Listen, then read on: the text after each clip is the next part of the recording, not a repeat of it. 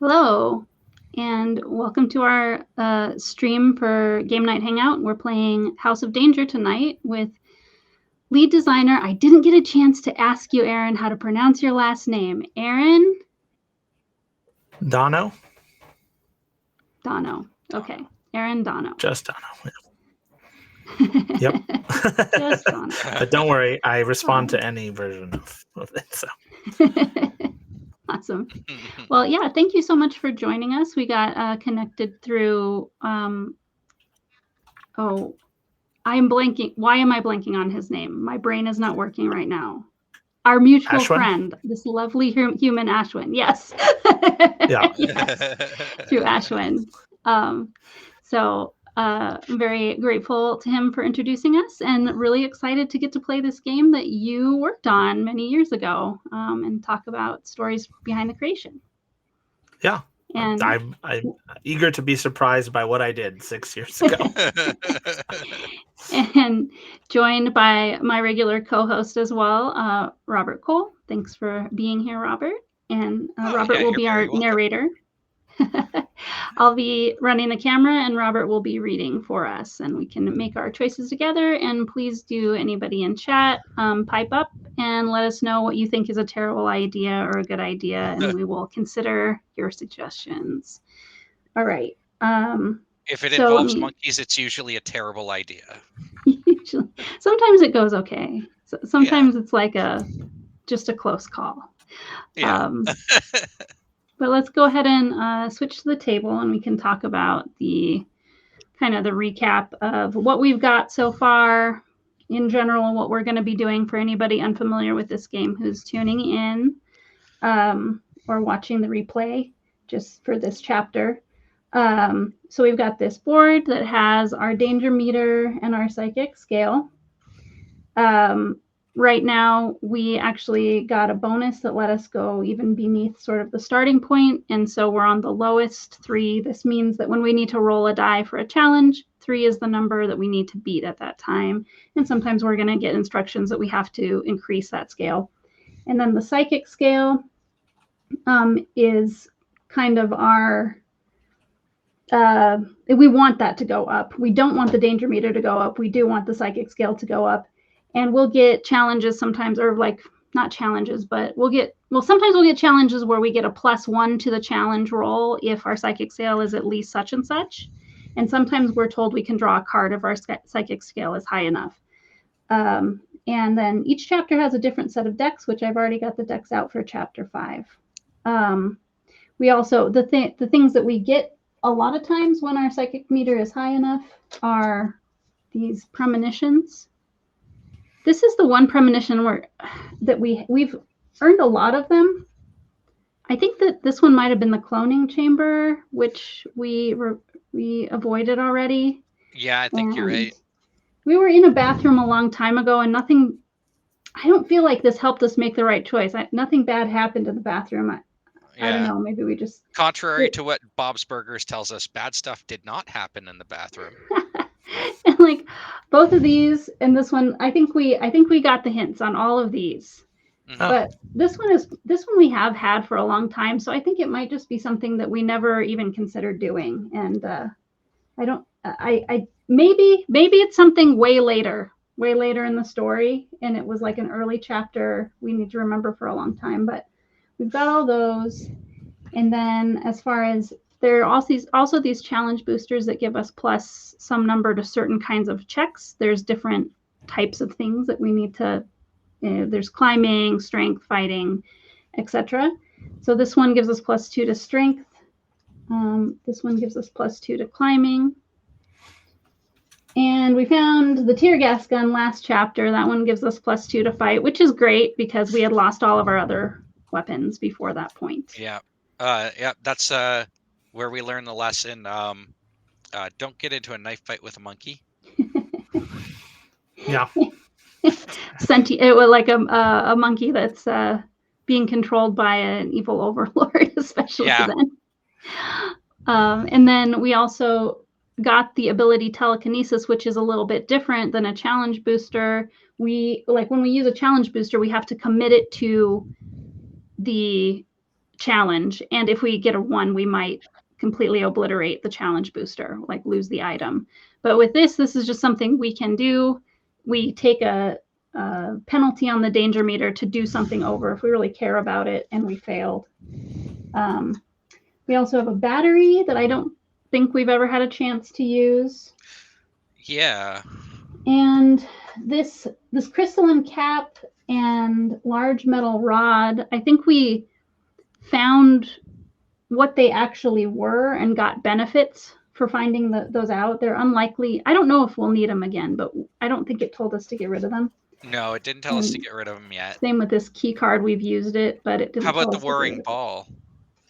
Well, yeah, we haven't used this yet, and we got this at the very beginning of the story. It was in the pool, which was, I will show too. Generally, the instructions say you're supposed to look at this only at the very beginning, but since people might be joining late, I will show you the back of the board has this dream that you're told you had, and really central feature of the dream is a swirling pool and this sword in the middle of the pool.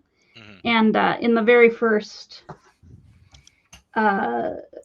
chapter, we saw a pool with waves, kind of rippling in it, and that's where we found this ball. So getting some very vague memories of and I guess a big question that I have always had when playing this game, because I haven't read any Choose Your Own Adventure books. Is this super duper based on a real book, or did you make up a lot of story beats yourselves? So it is based on House of Danger, which is a Choose Your Own Adventure book. And that book, they don't have to work the same way a game does. So there's lots of things that happen in the book that are mutually, they can't happen at the same time. Like if you go down this path, you can't later go down the other path and have it make sense. But we wanted that to happen in the game. So I basically took the book and made a really long list of everything that could possibly happen in the book. And then I sort of added to that, because there's more content, I think, in the game as far as weird stuff happening.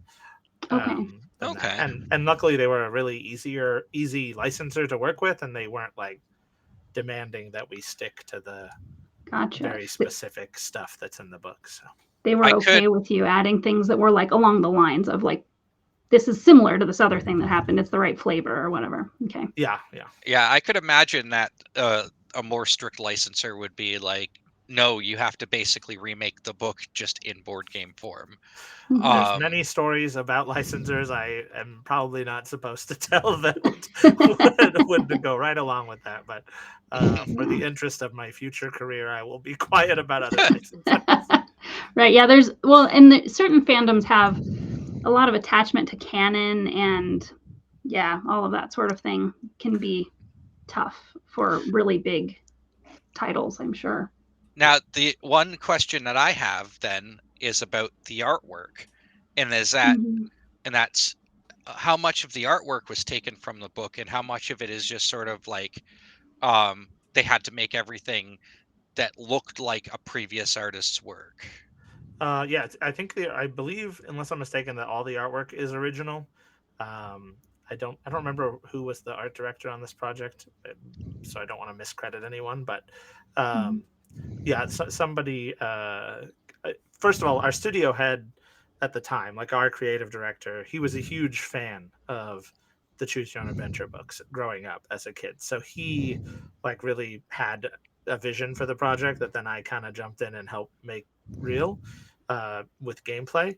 And so he was really good working with our art directors to find an artist whose style perfectly matched kind of what's often in the books, and in many cases is better than what's in the books, I think, because the images in the books kind of vary pretty wildly in quality, and so they found a really good artist for a few different artists. One artist did all the items, someone else did all the color pieces that you see on the cards, the premonition cards or whatever we ended up calling them. So it's all original. Okay. Oh, that's neat. That's neat because, like, yeah, it's really good artwork. It's and yeah, and I was wondering if like how much of it actually like came from the original book, and I was just I just thought Mhm. that was pretty cool. Yeah, I think like our strength as FPC or like Prospero Hall or whatever Funko Games, whatever Mhm. entity knew us under.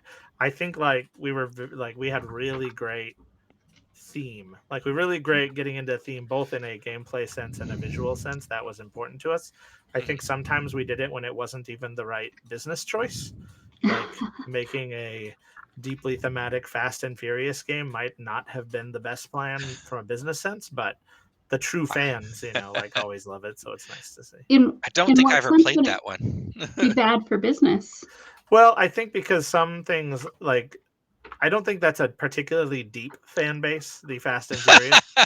Like I think like if we had made a $15 card game that was like funny but not necessarily that thematic, that might have sold better than the board game did because I don't think it did particularly well. But I am a fan of the Fast and Furious, so I sort of just made the game I would want, and Right. other people who have love for those movies have often told me they like it, and it's really popular among RPG designers for some reason. A lot of like Jonathan Interesting. Harper, who designed Blades in the Dark, he really loves that game. And he always tells me that he's showing it to all these other RPG designers. But so I think like sometimes the product and the fandom, kind of want you to go in different directions. I'm not saying 100% that it would have. I know it would have sold better. I'm just Yeah. spitballing that maybe. I don't know how many people are Yeah. diehard waiting for the next movie. I think that's a movie that people are like, is there a movie to see this weekend? Oh, new Fast Yeah. and Furious. I'll go. And Yeah. so Yeah. Yeah. It's a very popcorn sort of movie, right? Mhm. Yeah. yeah, I will say one of my favorite Prospero Hall games was the Home Alone adaptation. Because here's the thing, I have played the original Home Alone game that came out back in the 90s, and I uh-huh. played Home Alone 2 Lost in New York, which has no theme at all. It's literally just pictures. It's literally just pictures of the actors taken from the movie on cards, and you play like a sort of a gin rummy kind of game with them. And um and the first one was really thick with theme, but it didn't play well. And the second one had no theme at all, but it played pretty well. And then, but when you guys made the when Prospero Hall made the new one, this new Home Alone game, I was surprised at how like it was thematic and it was fun to play. You Yeah, know. I have some interesting how the sausage is made about that game because it came about All really right. weird. Um, when we were looking for licenses that appealed to like Target and Walmart, they were big on holiday licenses, and so we pitched Home Alone, and they were really into it. But Mhm. at the time, a big deal in the aisle was disruptor packaging, weird shapes, weird textures, things that don't even necessarily look like games. And so that game was originally pitched with a box with light up Christmas lights in it. And that box was going to be so expensive that they told the game designers, and Brian Kirk was the lead designer on that game. They told him that you have 60 cents to make the actual game. And then Whoa. so he had to come up with a game that worked with just cards. Initially, the two boards weren't in the game. It was just the cards and the die, and we got it like 65 or 75 cents originally. And then afterwards, they were like, "Okay, this isn't going to work. We're going to kill that idea. Go with a more normal box." But then we were like, "I guess we got to add some stuff now to make it feel worth $25." So we added Yeah. in the boards on it. But Brian started that idea by being like, "Hey, I think I have this idea that's basically simplified Netrunner." He was like, Oh. Mm. Okay. and I was like, "Oh, that's interesting." And so when he showed it to me, it's pretty awesome. So all I did on that, I just play tested a ton. I sat next to Brian, so he and I just probably for several days on end just played that game over and over and over again, tracking win rates and stuff. But I really like that game. That's a good game. Yeah, it's a Yeah. fun one. I have not. I wasn't aware of that one. I heard. I feel like the first time I heard about Prospero Hall was the breakfast cereal game, right? Oh, yeah, That was yeah. y'all. Monster Crunch. Yeah. Maybe, I don't know, was that one of the first ones that you did that made a splash? I think that came out the same year as I think we sort of came onto the scene with like this first year of products that well, that's not right. Before I was there, Bob Ross Art of Chill was already in the mix, and that game did pretty well for them. So there was like a generation before I was part of it, and then Chris Rollins and I came on to the studio at the same time, and then all in that first slate was House of Danger, Disney Villainous, Monster Crunch, and Jurassic Park Danger, all of which did pretty good for us. So we you know, that kind of worked out. We were sort of the golden children of the design team for a little bit there, but then we had to come back down to earth. So because I was lead designer on House of Danger and Disney Villainous at the same time. Like I was having to do both those games at the same time, which was quite a bit of work. But yeah. I get the sense that New Villainous is still made, but maybe it's just so much of it was made that like I newly become aware of certain aspects of it. Are there any new releases in Villainous now, or is it all over? Yeah, they put out like at least one Disney product a year, and then usually either a Star Wars or a Marvel Villainous product a year at Ravensburger.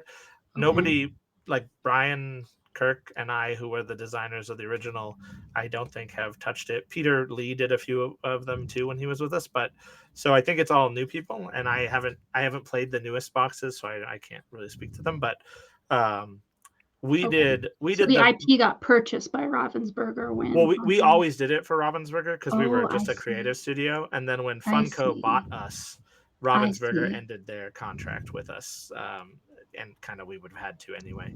Okay, and then they brought it in house, and I got it. Oh, okay, that makes a little more sense. Yeah, yeah. We did the base box, the first box, and we did the first 3 Disney expansions, and then we did a bunch of work on Marvel and handed it off to them midstream on the first Marvel box.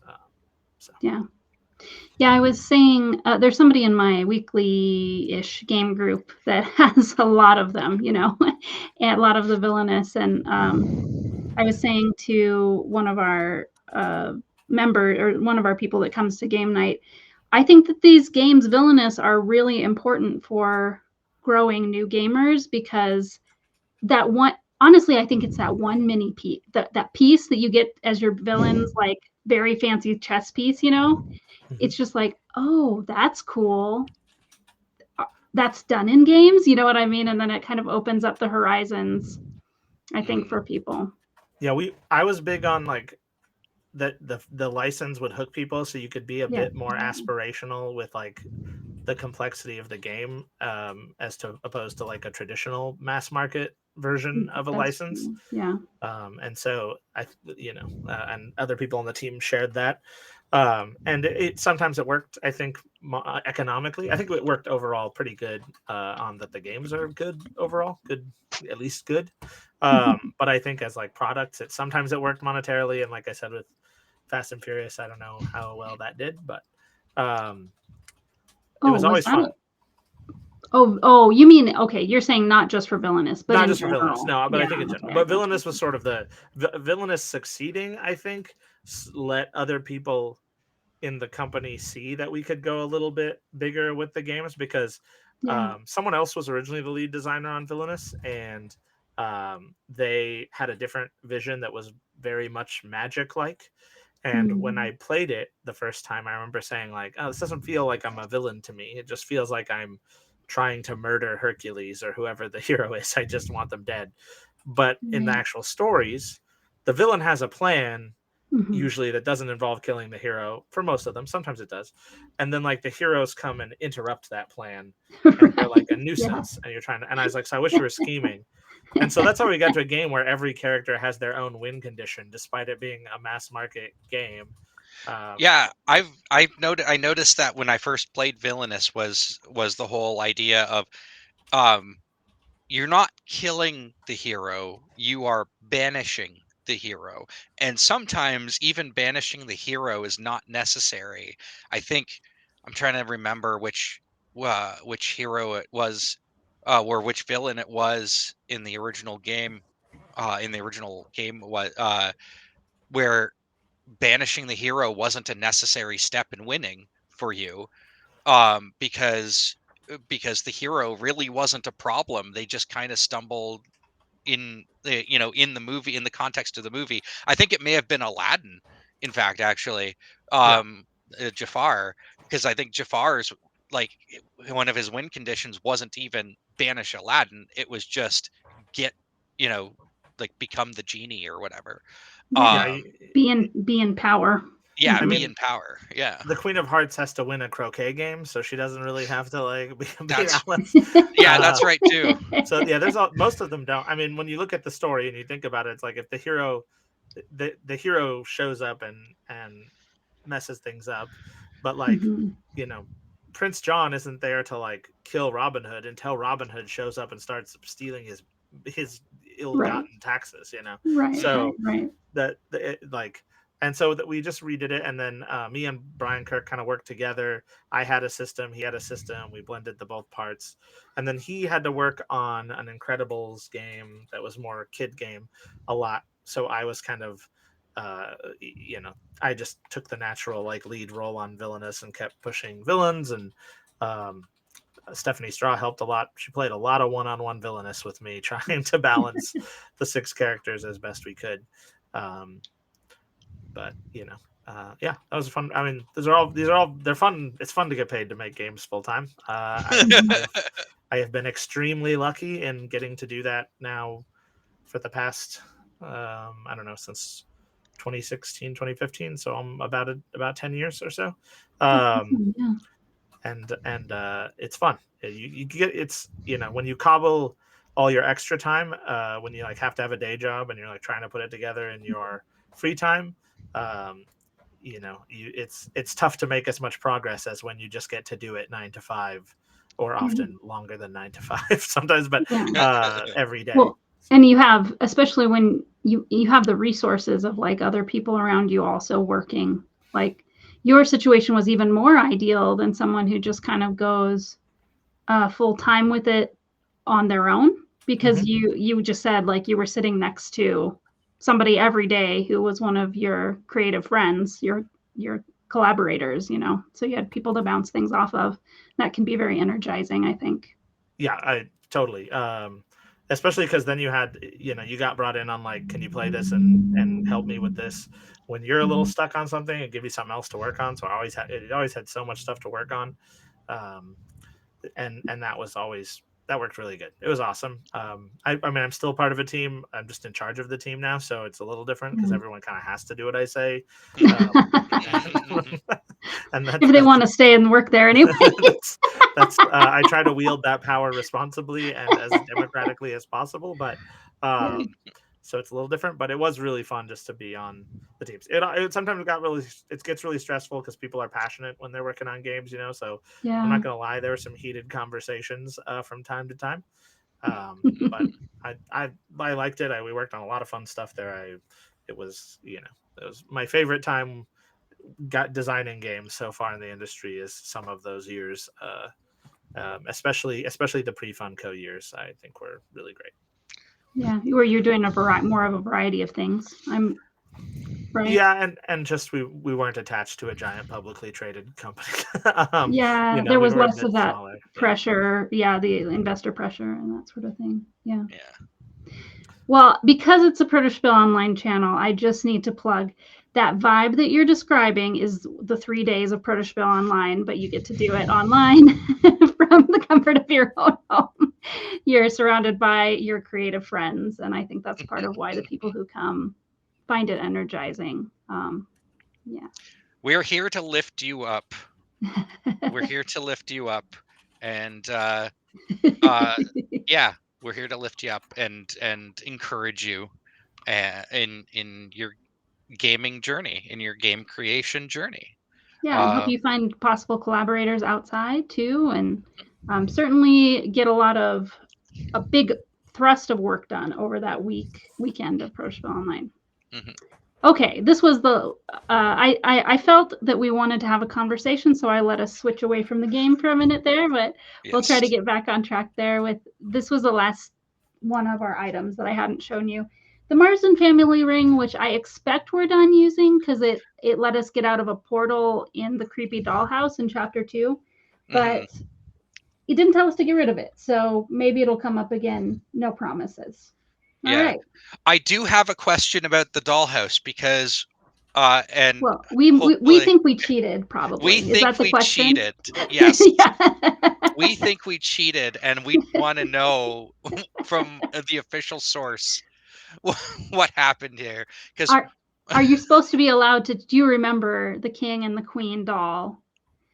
And are you supposed to be allowed to challenge them more than once?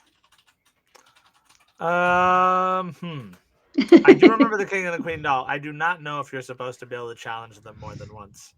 It doesn't tell us to discard the card. I don't think no, I think the prompt to challenge was like on a clue card, if I'm not mistaken. Doesn't tell you have to get rid of that card, so I that thought it was on a implies it's story still card. That's why we. drawable. I thought it was So on a. Yeah, I thought it was on a story card, which is why we kept going back to it. yeah, I don't know. I don't quote either of us on exactly the structure of it, but we were like, she's still in there. Maybe we can challenge her to a rematch and win again, and like drive ourselves up on the psychic scale. But As all you can that kind of said, tell, it didn't really do us a whole lot of we're not good. absurdly, on the psychic scale. We've made it to level 5 and gotten bumped down, but Mhm. we're moderately managing on Yes. the psychic scale. So I think it could have was been fair that play. bad. I'm just gonna say I'll make my official Okay. ruling. Seems like fair play to me. You There might heard it be here. You some heard it stuff here, folks. I don't Oh. remember because a different designer sort of took the reins at the end to like fine tune this everything Mm-hmm. because I was being pulled onto another project. Makes I sense. think it was trying to get Villainous done and out the door, so somebody else finished it. I was the one who did all of the initial like systems design, and then I mapped everything out using Twine, like what the cards would be, and then I wrote the initial story that then a writer came in and made better. And so, Okay. but then someone came in and like basically ran the game with like playtesters and themselves through every possible direction they could think of in the story to make sure we didn't have any accidental like loops or hitches was the goal. And they made some tweaks. So I'm gonna say maybe I don't remember because of that, but Right, yeah, because they would have been the one who made the final decision about how kind of mechanically that scenario went. Yeah. yeah. I say we're off the hook, Heather. Yeah, I'm still gonna take it though, even if you weren't there. Just like you're saying, it was in the spirit of the game. Yeah, I think so. Yeah.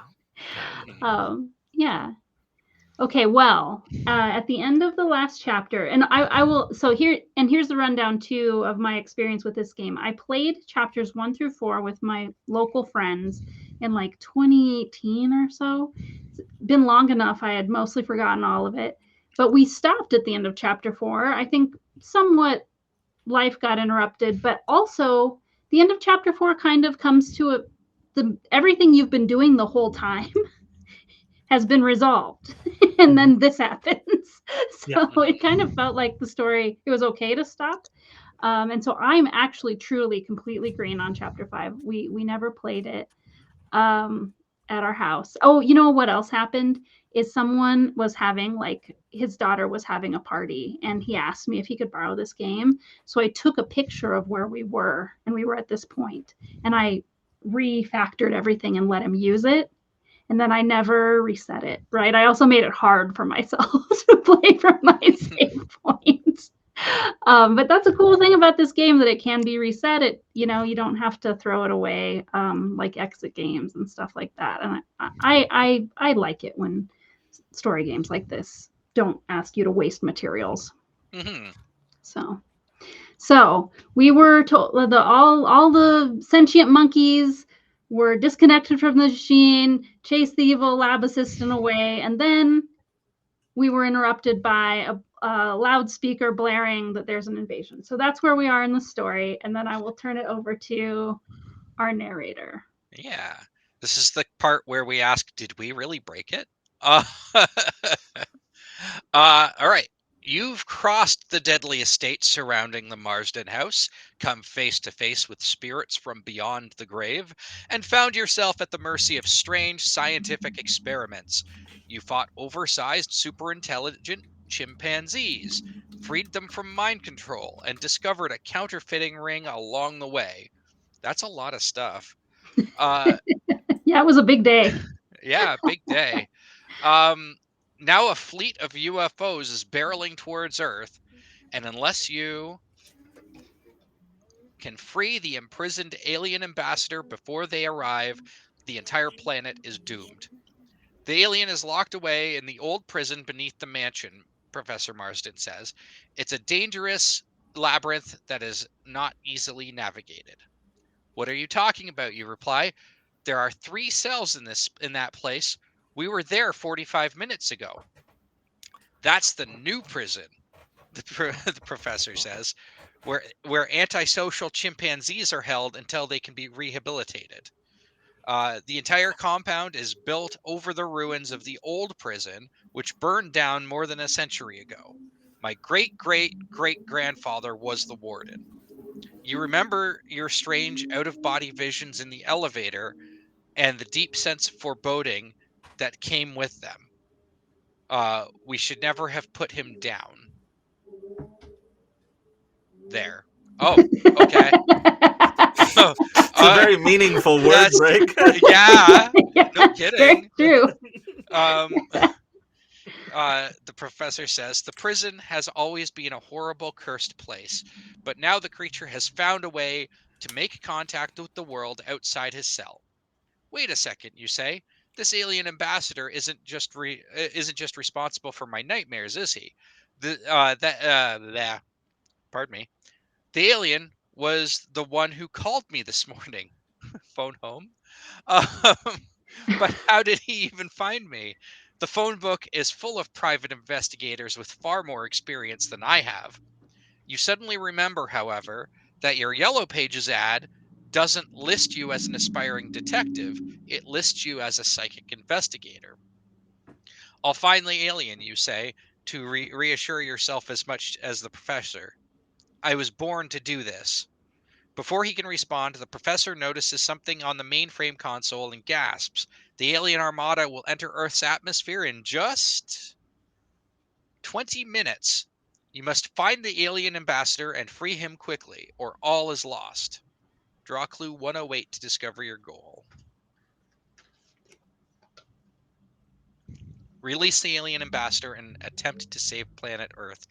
I don't like the word attempt there. Yeah, just because you release him doesn't mean you'll have saved us, I guess. I guess we just have to be like really nice to him or something. Well, if he's okay after, True. Yeah. and he can get a hold of his people and convince them that it's all right now. Yeah, ET phone home. Mhm. Okay, you say, you've been down there before, right? Do you have a map? No, Carol handled all of that. All I know is that there are 2 ways to get into the structure, through the original prison entrance around the back of the house, and through a long, dark hallway that I've always been too afraid to investigate. Don't forget, keep your earpiece turned on so we can communicate. Okay. Oh, sorry. We got to Oh, go a little bit okay. deeper. There. So if you head for the prison entrance, story card 127. If you think the hallway is a better bet, story card 133. He certainly made that hallway sound like a terrible idea, but also he piqued my curiosity about it. Yeah, me too. Like that, like part of me is like, if we do the prison entrance, it could very likely be guarded by something. Although all the monkeys are now free, so it won't be guarded by a monkey at the very least. I mean, he said he said it was a cursed place, or like, haunted. Like there were a bunch of ghosts in the house. Yeah. So the prison entrance is guarded by a ghost. It's guarded by the Stay Puft Marshmallow Man. I don't know. Yeah. I don't think But we then can ask Aaron's opinion. I mean, I have no knowledge poisoning me at this moment, but I also have no helpful clue for you. So Okay. No reason to choose one or the other. Yeah. Um. You know what? I think I'm gonna side with you, Heather, and go hallway. Okay. Just because I think that'll be the more exciting hmm thing. Even if it, You know, if we just waltz in the front door of the prison, like, you know, yeah, I uh, mean, Earth's future is at stake, but we would like to go on a creepy adventure right now. yeah, Yeah. exactly. And it's Always also take in the the detour. spirit. Robert right now is doing is working weekends at a haunted house for Oh, the spooky Yes. season. nice. So in the spirit of haunt, let's do the hallway. It's Yeah. October. Yeah. Begin October. Yeah. Beginning of haunt season. Yeah. After 50 yards, the hall. That's a long way, isn't it? I think 50 Yeah. Yeah, yards. Yeah. half After 50. half a football field. Yeah. Wow. The hallway connects to an older passageway with walls of crumbling brick. You wonder why Professor Marsden built an entirely new underground laboratory when he could have simply renovated the old prison structure. Soon, the answer presents itself. It's because the entire place is utterly infested with ghosts. Well, I ain't afraid of no ghosts. Um, And they're one- reaching for your face, I yeah, guess. 1, 2, 4. Okay.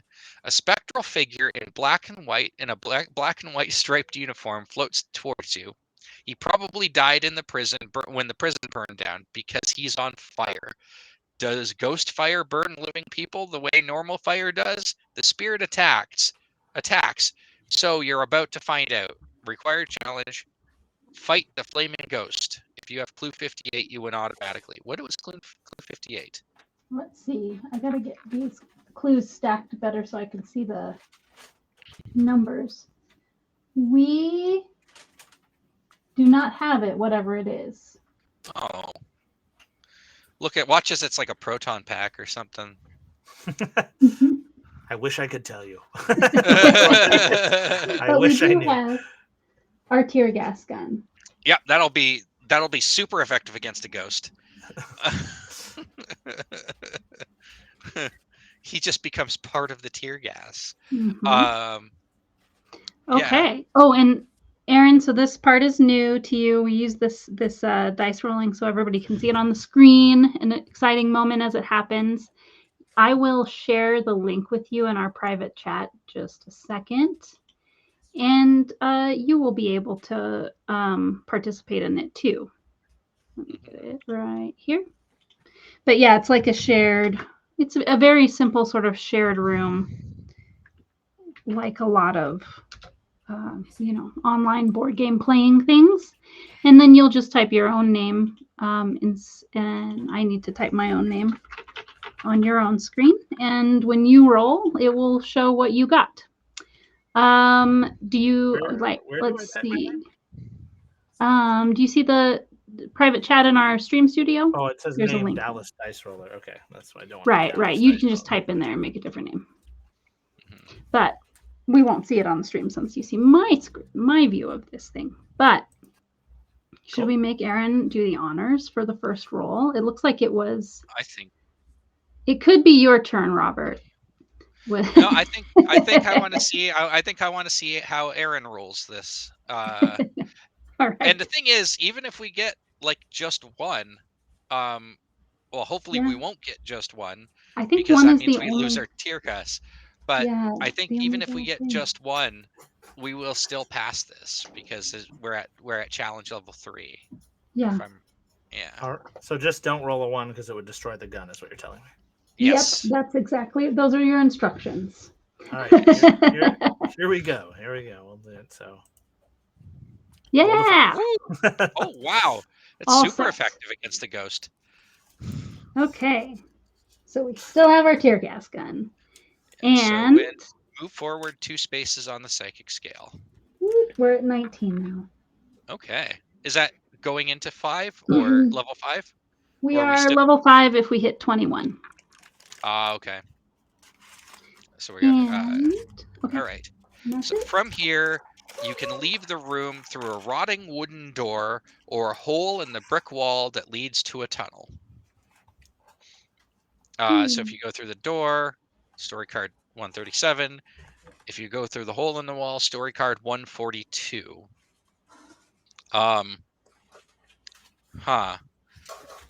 So the door seems safer, but the hole in the wall is a hole in the wall.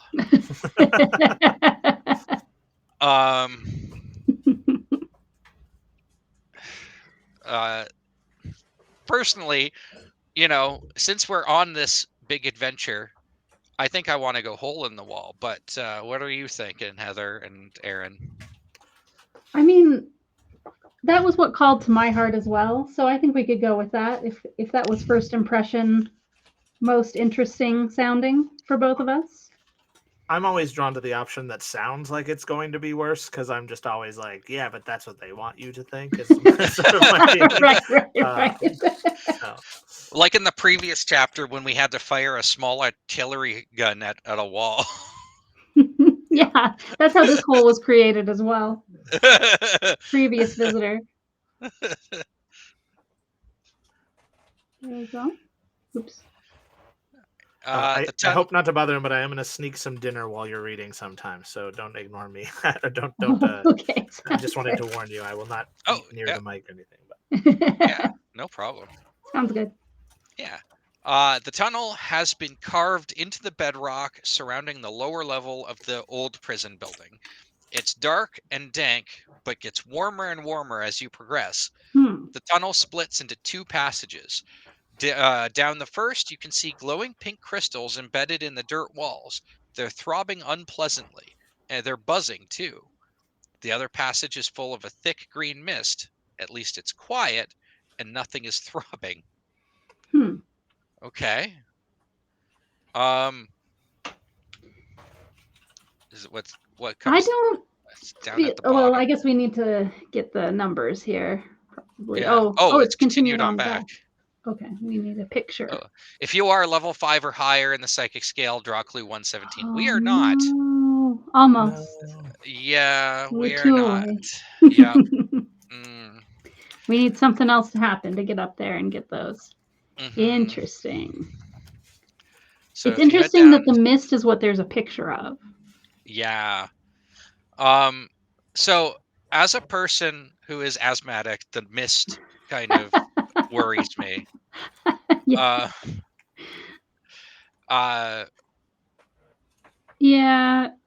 And as someone with a couple of friends named Crystal, the crystals are calling to me. I like it. In honor of Crystal. Yeah. We will. Are your friends Crystal pink and humming? Is that there? That seems about right, actually. Yeah. Yeah. Yeah. Not well, I think the word buzzing, if you want to use it for being high energy, also could be used, but fair. Yeah. I think we go with the pink crystals. Sounds good to me. Yeah. Yes. Well, I think Robert has another friend named Crystal, but our mutual friend is Crystal Dax of Board Game Blitz podcast. Yes, I do have another. Yes, and I do have another friend named Crystal. She runs a online board game night that we both go to. Crystal Dax does, not my other friend Crystal. Yes. My other friend Crystal is a real estate agent. All right. As you move through the crystal tunnel, the droning buzz gets louder and louder until you feel like your head's about to explode. This was probably the wrong thing to do. We'll see. It's had that before, and that's how we got our telekinesis ability. So. Oh, that's true.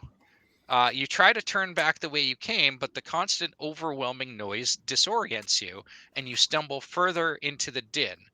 Then your head actually does explode, so at least you weren't worrying over nothing. Oh, goodness. Oh, no. Move back The 3 end. spaces on the psychic scale. Oh. You know what?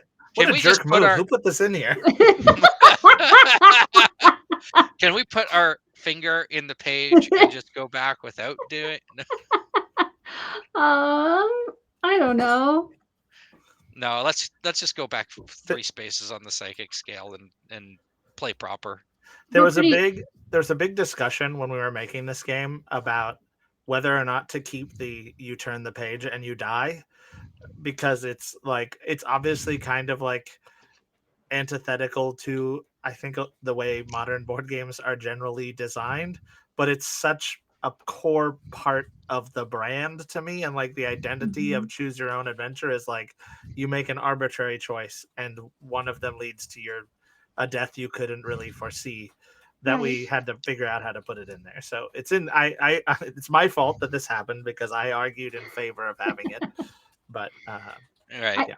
Yeah, I think you're right though, that it's even though I wasn't a fan of those stories, that's what people talk about. Like I a fan that participated in it, you know what I mean? People talk about that later. That's I know that about it, even though I never read one. You know what I mean? So we even talked about having a thumb token as the thing that you would refer back to at one point. Like, what if you literally, because that's how everyone actually played it, right? You died and then you do what we're doing, which is rewinding back. There's a little bit of a consequence in the game version, but so I think we even mentioned the idea of like, what if it was a thumb token that you put on the last choice card every time that you you move forward, and that way if you die you just say return to the thumb token or something.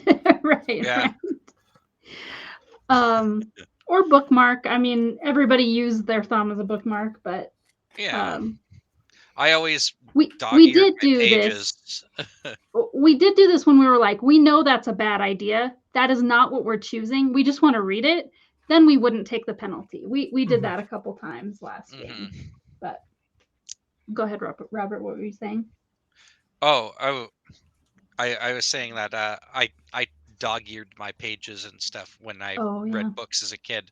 Some of the books that I had as a kid, I don't have it anymore because I donated it to a charity. But I had a copy of the original Jurassic Park that I read as a kid. I did not understand any of it. I understood the movie more. I did not understand the book. It was not made for a 10-year-old. But I remember reading through the entire book, and if you looked through that entire book, every single page, not every single page, but most of the pages were dog-eared, because that's where I would go and I'd be like, okay, I've got to stop reading, go to bed or whatever. I got to stop reading, do whatever. Right. So I had a really heavily... You read really short snippets of it for a... I had a very heavily dog-eared copy of Jurassic Park. Childhood artifacts. Yeah. All right. Right. The green mist smells awful, and you start to choke as soon as you get a lungful. You quickly become dizzy, but just as you're about to collapse, you feel someone slide their arm around your shoulders. They support you and help you walk forward. The mist dissipates when you reach the far end of the tunnel, and you look up to see a ghostly figure in a prisoner's uniform smiling at you gently as he fades from sight. The fog still burns in your lungs, but that ghost just saved your life. From here, you can see a ladder that goes up to what appears to be a watchtower. There's also a broken section of the wall that opens into another room. Okay.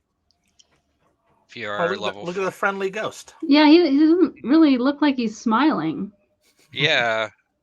And he's got evil mustache too. Yeah, I was gonna exactly. You can't always judge a ghost by their mustache, as my great Southern grandma used to say. I have seen people with intense handlebar mustache that are, just normal folk. Oh, we still need to be level 5 or higher. Oh no, we haven't stayed high enough. All right.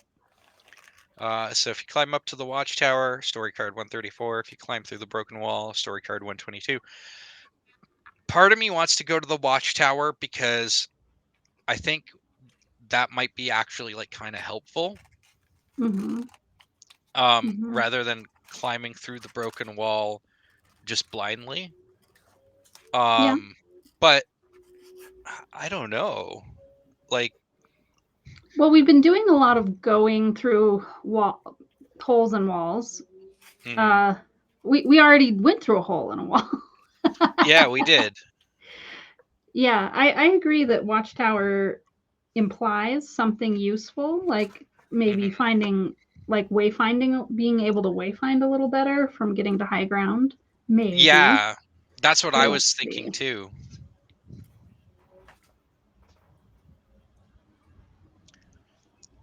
You jump off the top of the ladder and land on a crumbling brick watchtower overlooking the prison yard. The ghost of a very old man is staring into the distance. It's General Marsden. He looks older than the last time you saw him. It's my fault, he moans. All my fault. He looks down in dismay. His face is especially haunted, even for a ghost. Forgive me, he says. I beg you. Continued on back. Forgive you for what, you ask? You must say it, shouts the general. You must say that I am forgiven, so my soul may be released. Choose one, then continue. If you tell the ghost you forgive him, draw clue 122. If you refuse, 124. Hmm. Um, Why refuse? yeah, because like telling him that you forgive him, um, just seems like it seems like we're going to end up with something good out of that. Yeah, it seems like the nice thing to do. I mean, Yeah. we actively said we don't even know what to be mad at him for. So Yeah. I guess in that sense, you can't really forgive someone you're not mad at. So you're sort of lying. And I guess maybe some people would say, on principle, I can't forgive you if I'm not mad at you or whatever. But that seems unnecessary. That's true. Yeah. Well, I It's one mean, of those kind lies. we do kind of know, like he has, you know, committed bad things. Like he has done bad things. What bad Um, things do we know about? uh, Do we? I'm trying to think. I mean, I think No, he was part of the Union Army, and the yeah, he Union was part Army of the was Union Army. I mean, the that was anybody in the the good. army might kill people, but whether or not that's a deep question. Whether or not that's a Mhm. thing we need to forgive them for. So, Yeah. all I don't know right. that we in the development went deep on moral quandaries to that level and trying to say anything social commentary wise. So Yeah. But I'm for forgiveness. I'm all for forgiveness. Yeah. all right, I think let's I'm do it. gonna forgiveness as well. Thank you, the ghost moans. Thank you. In a flash of light, he's gone. If you knew that getting rid of these things was that easy, you would have been forgiving ghosts left and right. Move forward 2 spaces on the psychic scale. Okay, back to 18 Mhm. and go to story or continue. Finish Yeah, story card. finish. Yes, Wait, finish where story are card we? 134. From here, you can see 2 paths out of this section to the prison. One leads into a group of cells, and the other a hole in the ground that glows with a strange light. Hmm. So Oh, the group of cells is where the ambassador is kept. mhm. So it seems like if that's our goal, Yeah. that's where Um we should be going. yeah, I think the cell block is probably the safest bet. Um and I would never trust a glowing hole. Um Also, something my southern great grandma did. Getting a little off color on the stream. Um 138. yeah, 138. Let's check out the cell block. All right. The professor's voice comes over your communication earpiece. Watch out. This is the section of the prison where the most dangerous inmates are held. Well, I mean, they're behind bars. Dead. Oh, we're held. They're Yes. ghosts now, so they can go Yes. through Yes. bars. Yes. One of the cells looks like it's been remodeled quite recently. It has LED panels covering most of the original bars, but through a small opening in the door, you see a crystalline entity levitating above the floor, moaning softly. It's the alien ambassador. Oh, that's what an alien ambassador looks like. In this case, yes. Okay. I was not expecting that. Looks a bit like a bird. Yeah. To me. I was thinking like Evangelion, the angels in Evangelion. At the top of the door, just below the ceiling, you see a high-tech lock behind a thick layer of transparent material. If you had something like a revolver, you could try shooting the lock open. It would probably take really careful aim and a very steady hand. Otherwise, you're going to have to find another way into the cell. We do not have clue 63. Which I'm assuming is a revolver. Yeah. Okay, I'm so not sure where we would have found a revolver, though.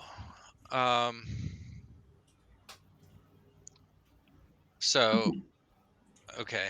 And then if you do not have clue 63, continue below. There is a burned out corridor leading away from this area. Oh, maybe we will find a revolver. Oh, yeah, that's possible. Follow the corridor and see where it leads by going to story card 141.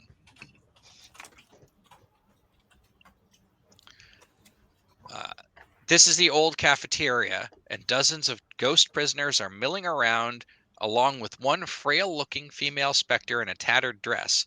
At last, she says when she sees you, I have finally made contact with the other side. Hi, you say. She puts her translucent hands on yours. I am the medium charged with shepherding the poor lost spirits to their final resting places. Go toward the light. You don't belong here with us, among the living. You finally decide it's not worth arguing with her about which one of you is dead. The walls here are in bad shape, with 2 holes big enough for you to fit through. One hole is pitch black, and the other is lit up with a green glow. Okay. Okay, so the green glow is what we probably saw before. Yeah, that's what I'm thinking. Go into the light, this ghost screams as you contemplate your choices. So which one is the light? Is the one that's glowing? Oh, the one that's glowing. Okay. If you go into the lit up hole, for us to cross over, wants us to go to the light. I don't know if that's a great idea. But she might be helping us. Yeah. He seems like a friendly ghost.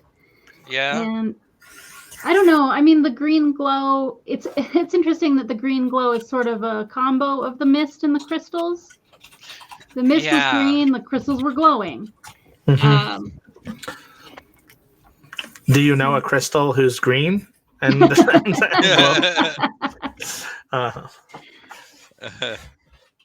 Usually not. Usually crystal is pink or purple or blue. Yes.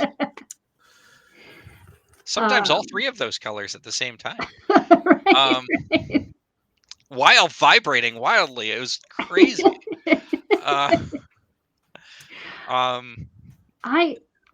Okay, the fact that we've been presented a couple times with the green glow, or I think this is the same place as before. I don't remember if the number was 145 or not, but it feels like it's a place we need to go because it's come up again.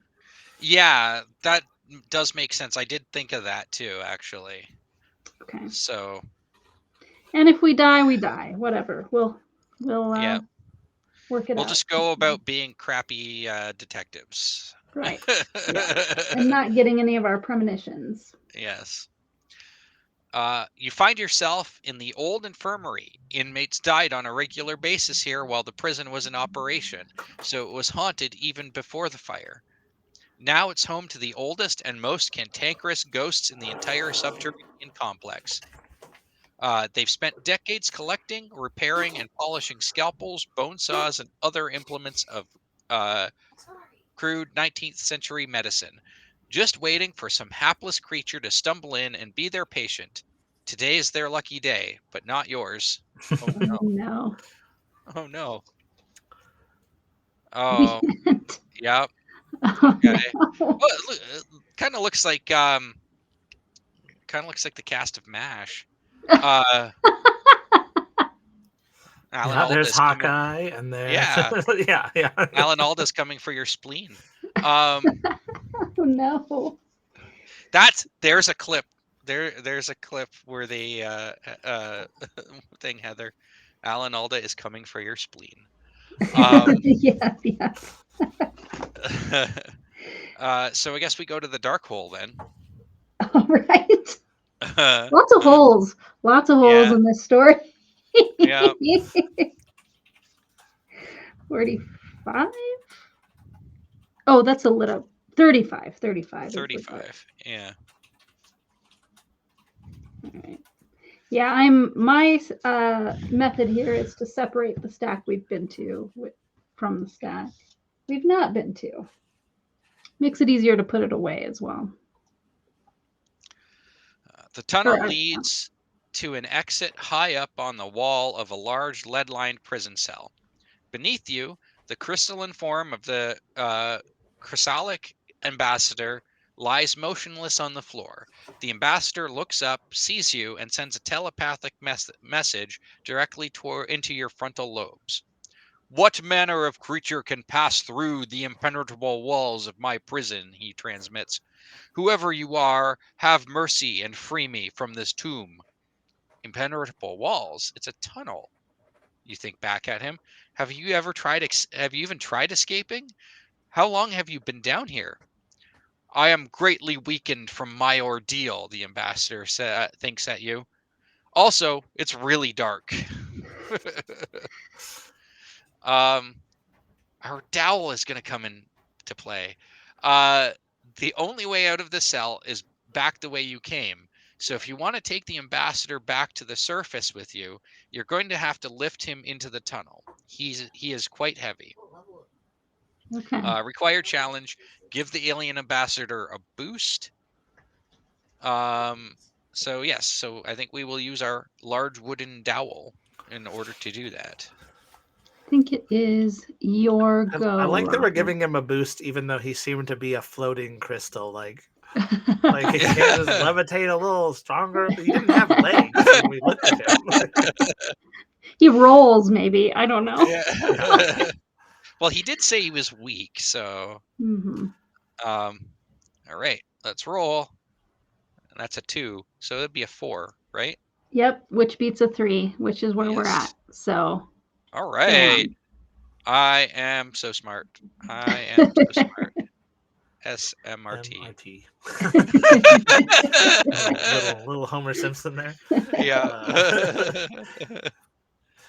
So lower the danger meter by 5. Oh, wow, 5. Wow. Well, we can't lower it anymore, but that's all right. Yeah. Oh, well, okay. Wait a minute. Go to story card 146. Oh, okay. Got it. I like the idea that if you fail, you're just kind of like Oedipusing him, like right up the side of. You're just not Oedipus. No, you're thinking Sisyphus. Sisyphus. Yeah, I'm like, okay. You're not Oedipusing him. That's very different. And there's a familial relationship that you don't have to do with Note to self. Make sure you know your mythology before you make a comment like that again. Especially Oedipus. Especially know what Oedipus is.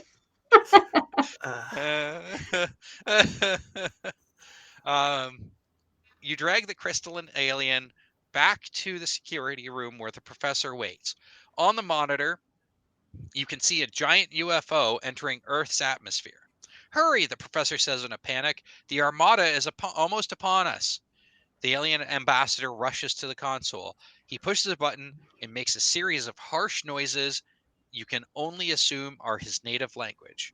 If you have clue 90 and are level 1 to 3 on the psychic scale, draw clue 112. If you have clue 90 and are level 4 or 5 on the psychic scale, clue 116. If you do not have clue 90, continue reading. So do we have clue 90? No, we don't. Oh, wonder what we missed. Interesting. I don't know. Huh. I mean, I could answer that question by looking at what clue 90 is. Yeah.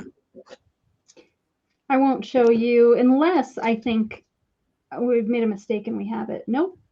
Nope. It's something we've never seen. I don't know where it came from. Interesting. But it was in the last, something we could have gotten from the last chapter. Oh, interesting. Huh. Yeah, I don't know. Okay. We explored the last chapter pretty thoroughly. Yeah, I think there was only one place we didn't go, and I don't think it would have mattered. I don't know. Yeah, we didn't go to the time travel place.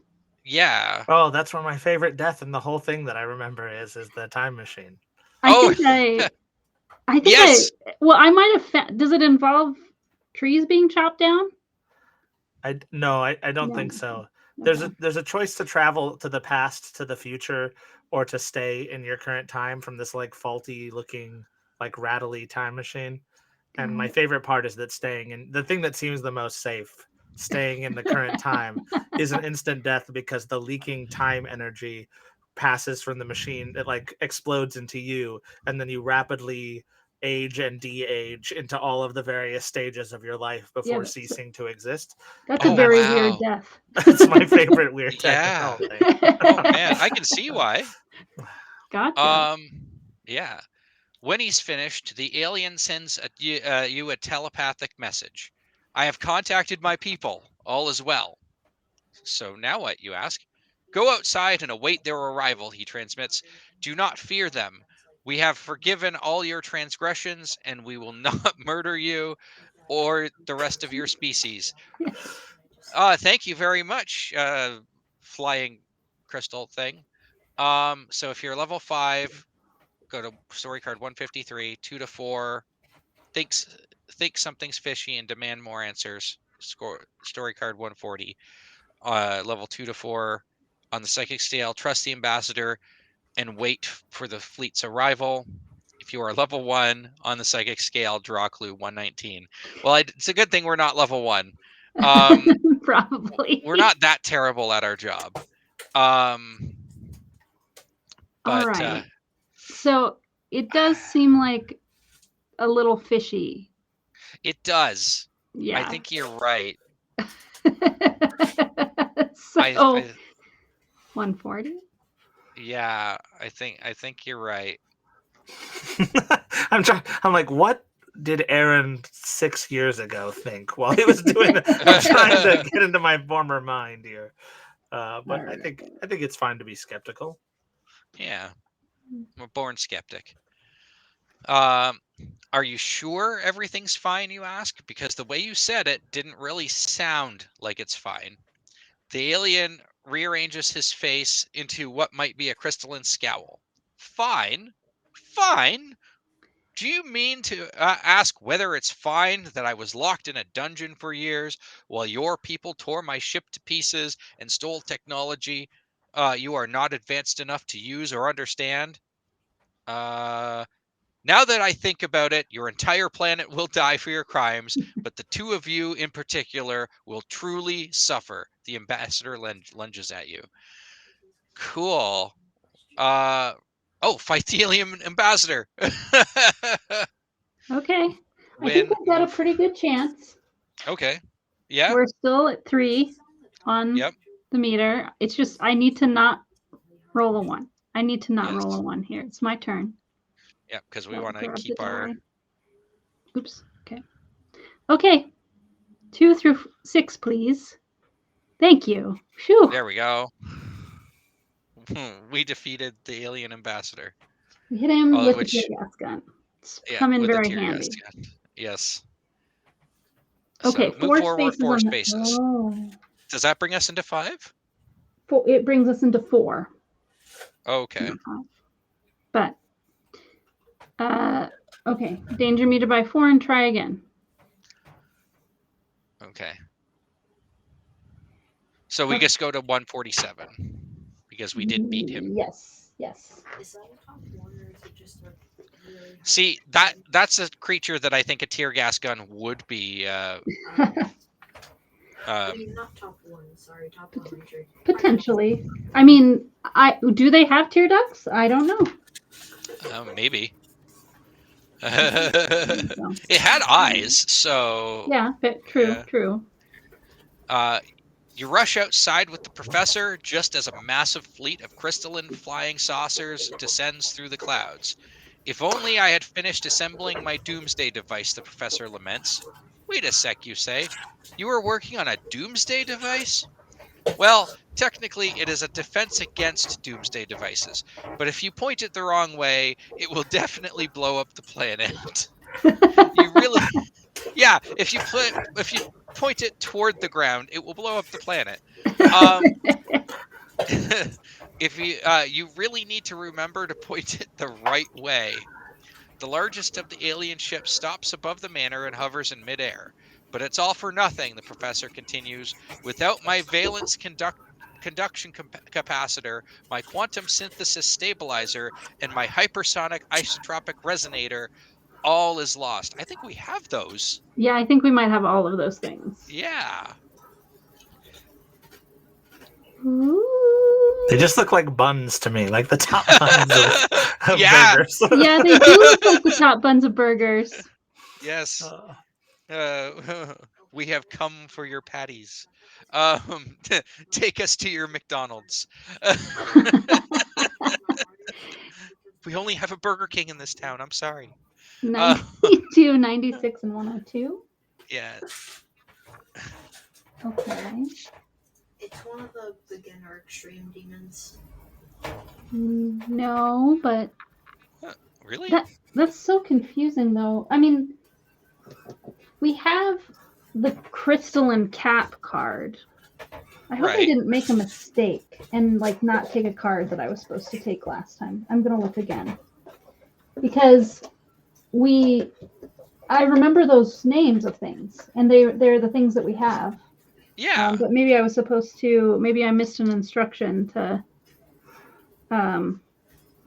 Yeah, if I recall correctly, there's a point where right. if you identify them, you swap them out for the cards with the correct names on them. We had that. Yeah. Okay.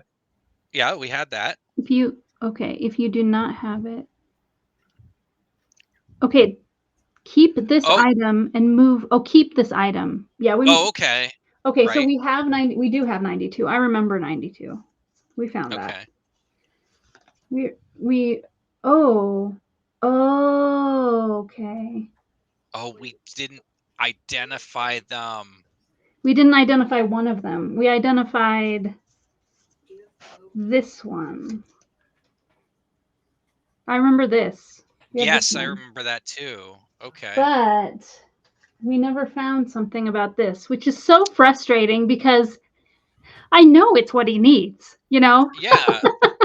Well, you have two of them. You would have 2 of them then, right? If you identified 2, you have 2 of them at least, which is... Yeah. Oh, 1 or 2. Go to story have... card. Oh, 143. Okay. Mm-hmm. Yep, that's what's going on. We have 2 of them. So 143. Mm-hmm. But what's silly is we are holding the 3rd one. And I feel like once you identify one of them, you're like, it seems like if I were in the situation, I had this weird whirring metal ball, I'd be like, do you need this? You know what I mean? Whether I knew what it was or not. You can have, if you know what it is, if you want it. You have the baseball bat, the baseball, and something that goes on top of the baseball bat. Okay, come here. Oh, come on. Focus. Ooh, come on. Come on, camera. It does this to us occasionally. Yeah. I don't know why. And sometimes you just need to wait for it and it figures itself out, but... Try putting your hand behind the card. Okay. Like this? because it might. There we go. Because it was focusing on your hand, and so I was just like, well, maybe if the card is on your hand. What it was Okay. focusing on what was moving. I don't know. Yeah. Oh, okay. You can see it now. Yeah. There's nothing we can do to stop them, the professor says, eyes wide. Earth is doomed. He glances at an egg ship parked out on the lawn. Your eyes follow his. Instinctively, you both make a mad dash for the ship as the UFOs begin firing lasers down from above. This thing needs much more fuel if we're going to leave Earth's gravity, the professor says once you're both inside. He frantically empties his pockets into an open compartment on the ship's dashboard as the ground outside the craft begins to buckle. Quick, throw everything you've got into the fusion reactor. That feels like a bad idea. Especially since we I have thought an it was going to be explosive. like, do you have a? If only I had a battery, this would all be fine. Yeah, because we never use the battery. No, I don't think so. Really? If you have Okay. 12 or more clues with the phrase "keep this item in your inventory," so go to story card 151. If you have Oh, fewer than 12 wow. clues, Okay, let me oh count man, them. There's so This many. is- This is interesting. It's just like going one at a time. Like, how good did you do? How about in this way? How about I in thought there this were like way? 3 endings, but now I'm like, did we make like 15 endings for this game? I don't remember that. We have exactly 12. Woo! Okay. I'm gonna just make sure that Yeah. I'm not lying about them all saying keep this item. They all do, yes. Okay. Okay. Well, We it might might actually be be in good that shape. there's a good ending and there are multiple different ways to get to it. Like if your memory serves about those 3 endings. Mhm. Yeah. Yeah, Okay. I'm not quite. I don't actually remember how many endings. It might be like 4 or something, but I don't remember there being so many that all of these branches have uniqueness. So there definitely has to be multiple. I feel like we achieved the goal a while ago. We rescued the alien and we attempted to save Earth. It's This true. whole time we've been doing Yeah. that. Oh goodness. That should do it. You strap yourselves into the seats and rocket through the Earth's atmosphere just in time to gaze out of a porthole and see the planet break apart. Oh, this is dark. Yeah, This is dark. bleak. Break apart and explode in a blinding flash of light. Your ship is rocked by the resulting shockwave, but survives intact. Everyone, you mutter, unable to fully process the magnitude of what just happened. It's all gone. The professor's face is ashen. He silently flips open a little plastic cover on the console to reveal a button underneath. Someone has stuck a piece of masking tape under it with the handwritten words "faster than light drive." He shoots you a questioning glance. Punch it, you say. There's nothing here for you now. The professor pushes the button and you head into the infinite vastness of the universe, unsure of what fate awaits you. Wow. Harsh. We have started Star Trek. So I believe we got the. I believe there are 4 endings, and I believe we got the not worst, but second worst ending of the. Oh, Because I believe if we didn't have the cards, then we get the bad ending, which is we're stuck on Earth while the aliens blow it up. You know, the sad, the real bad ending. We don't even. It's almost. Anyway, maybe I won't say what I was about to say because it's kind of dark. To watch everyone die. Yeah. Yeah, might truly be darker than to just go with everyone else. Yeah, that's true. That might. I mean, this one leaves it open for the Hitchhiker's Guide to the Galaxy type ending, where Earth is destroyed and then we're picked up by the Heart of Gold. Yeah,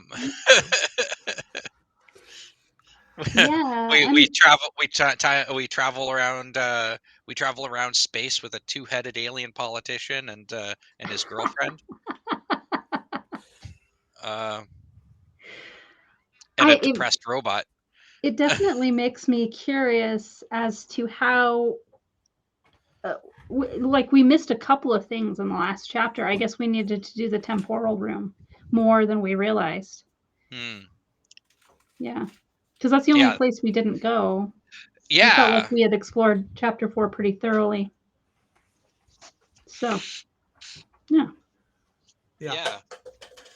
But you have played House of Danger front to back now in some form. I think what we considered like the best ending is the one where you have all three items and you know what they are. You do that. Okay. I do think it's kind of funny, like you said, that your psychic detective character can't put together from the fact that you have two of them and know what they are. Right. Yeah, it's like kind of hilarious in that way. Well, and you're with the person who does know what they are. Yeah, and you even take all the things you have and throw them in the fuel. You know what I mean? And show them to him. Yeah, it's just like you just toss them into the garbage, and it's just like, wait, what was that? Nothing. I don't know what it is. You probably don't either. Doesn't matter. It's fuel now. It's fuel. Yeah. It's interesting that we just barely had enough cards. Yeah. Right under the wire. But you know what? At least all the monkeys are all the monkeys that harassed us all through the game are they're all safe. Well, I don't know if they're safe, but well, yeah, Carol got hers, I guess. Yeah, Carol got hers. But it does seem like the this guy that's with us was part of locking up the ambassador. You know what's funny is I just watched so the ending, Carol's ending. I just watched the movie Weapons, and without spoiling it, Carol's ending reminded me of the movie Weapons. Okay. I have seen Weapons, and I get what you are saying. Yes. I have not seen Weapons. Yeah, I think our favorite moment from chapter 4 was the thing that implied that you could probably get to the device and shut it off quickly enough to shut down the monkeys. And as soon as you go in, you hit your funny bone. They're incapacitated. So it was very fun because so the book has like all the main elements, like has aliens, ghosts, and monkeys in there. Okay. But it doesn't really explain them. Like it doesn't have to tell you, it doesn't have to make sense how it does it. So I had to come up with a plot that included all of those things and like had some sort of logic as to why they are all in this house. Yeah. Right. And so it might have some messy edges. I won't claim that it's perfect, but I mean, to be like, yeah, why are there ghosts here too? Like, oh, because there was a prison that burned down, I guess. Yeah, it's interesting. I haven't seen it for years at this point. In fact, I loaned my copy, my free copy, to somebody, and I never got it back. So, so you can't even do it yourself now. Yeah, I'd have to track a new copy down. Do you think that if you played it, you would get the very best ending? No, because I didn't remember, like when I didn't remember that the pink thrumming crystals were death. It was too much and too long ago, I think, for me to like remember much, except for like a few highlights. Like a few things came to me as we were playing, like the time machine death. I remembered because that made me laugh. And then I sort of remembered, like, okay, I know if you have when you were showing me the cards, I was like, okay, if you have all three devices, I know that opens up like the best ending. I forgot that you have to know that they're called the things they are. And my designer brain was like, was this a step too far when you were doing, when it was like, shouldn't it be good enough to just have them? Yeah. So. I felt very proud of ourselves for having them, for sure. Oh yeah. Oh, definitely. Yeah. Well, should we find out what? Actually, let's go. We had them all. So if we're talking about, that question the designer has, was that a little too far? What if we pretended that we did have them all? Yeah, and we I knew think what they were. that should be easy to find. Oh, seems like it should be easy to find. Is it up here? Because unless I was I on a clue card? I don't think so. Because it was one that No. had three numbers, 3 dots. It Yes. seems like it should be easy to find at a glance. But I don't see that.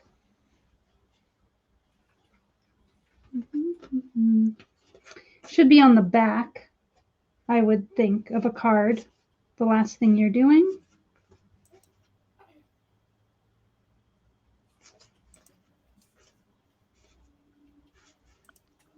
Yeah, this guy cracks me up still a little bit. Hey, have a nice life. You'll be fine. It'll be fine. Sometimes, rarely prison does work. They do reform. So that was Yeah. good. That's true. He's reformed. Yep. I do kind of wonder what happens to the ghosts on Earth if, once Earth is destroyed. Do they just stop existing, or are they floating through space? They're space ghosts now. Yeah. They all host talk shows on Adult Swim. They certainly don't recognize anything around them anymore, if that was what was keeping them. Yeah, that's true. That sounds like a fun sci-fi novel. Like, Mm. spaceship crew visits like the site of an exploded world and accidentally picks up all the ghosts that were haunting that world, and takes them back to wherever they're going. Yeah, that's a good idea. Oh. Yeah.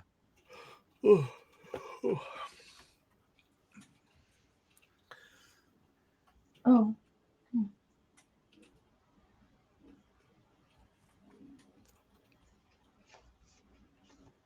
I don't know how I lost it. It seems like it would be easy to find quickly. Yeah. 147. Was it underneath the card that you put up, the ending card that you had? No, I took those both down. Okay. Unless I don't know. I guess what I could have done to myself was put it in the we haven't visited this yet pile instead of we've visited this. Maybe that's what I did. Maybe I started putting it away. Oh, yeah. I don't know. Oh, yeah. I found it. I put it under the whole deck. What a weird thing for me to have done. Like, it was like I was really trying to hide it from my future self. It was this one. Okay, so story card 148 is if we knew everything. Also, this is very satisfying. I'm glad we're looking at this. I feel like we deserve this because we can find all these pieces and I want to see what they do. The professor quickly assembles his anti-doomsday device from the 3 items you've been carrying around. Separately, the items aren't too impressive, but once snapped together in the right configuration, the finished product is a sight to behold. The professor now holds in his hands a super weapon. Oh, so the ball is like bigger than I thought it would be. Okay. Okay, so you thought it was like bouncy ball size, like you were picturing a snitch. Basically. Yeah. But that makes sense. Okay. I think that it's about the size I was picturing it, just in case we're taking a poll. Yeah. I think I was picturing it being like the size of like a baseball. Yeah, because like my thought was like the whole. So there was a joke on a podcast I listen to sometimes, and the joke it's a point and click adventure podcast, and one of the jokes that they have is how heavy is their pants.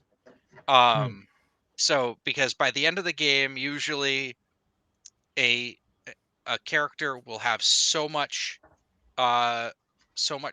stuff, so many items stored on their person. And so the joke is, how heavy are their pants? And so it kind of makes me wonder, how heavy was his pants? Now we just need a power source, the professor says. A standard 9-volt battery will do the trick. Ah! He frantically pats all the pockets of his lab coat, but comes up empty. Good thing we reached into the mouth of that lion.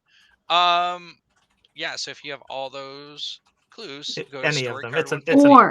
or. So apparently there Oh. were 5 different chances to find this 9-volt Oh. battery. But we only found one of them.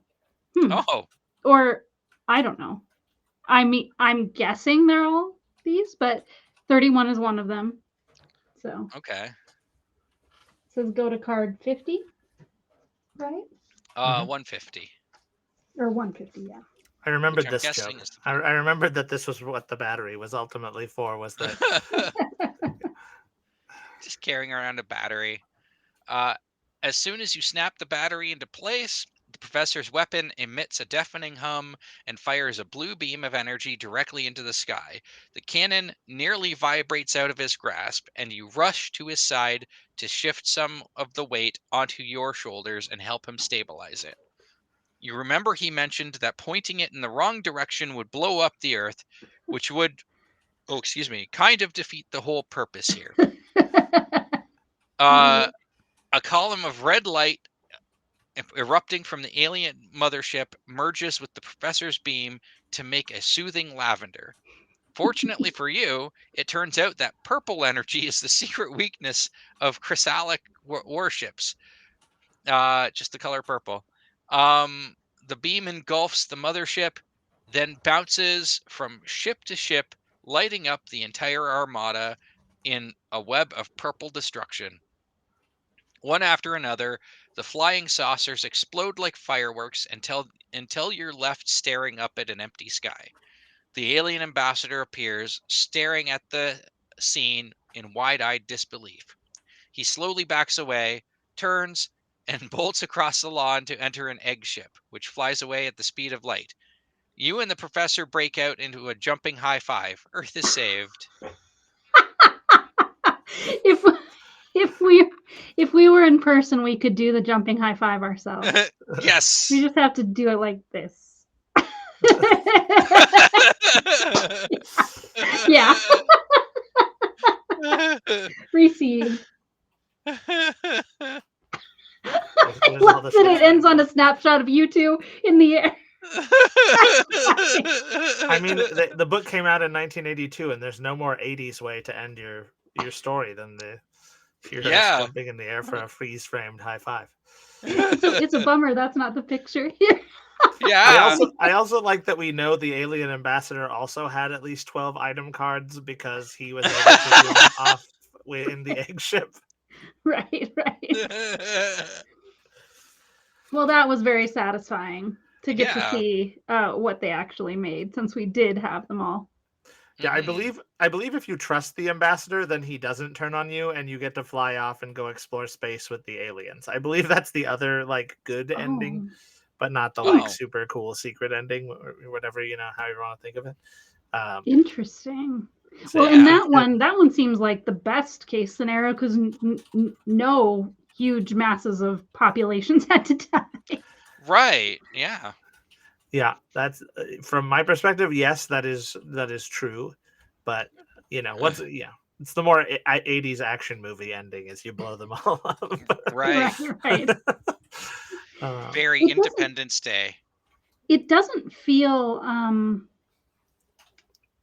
like a foregone conclusion that we would have all 3 of these things. Like, I think that this one's very hard to miss. Yeah. But I think that these 2 were kind of not necessarily going to happen. Like, we had to pass challenges or something like that, or look in the right place at the right time that we never got to look at again, or something like that. So I forgot. Oh, Perry.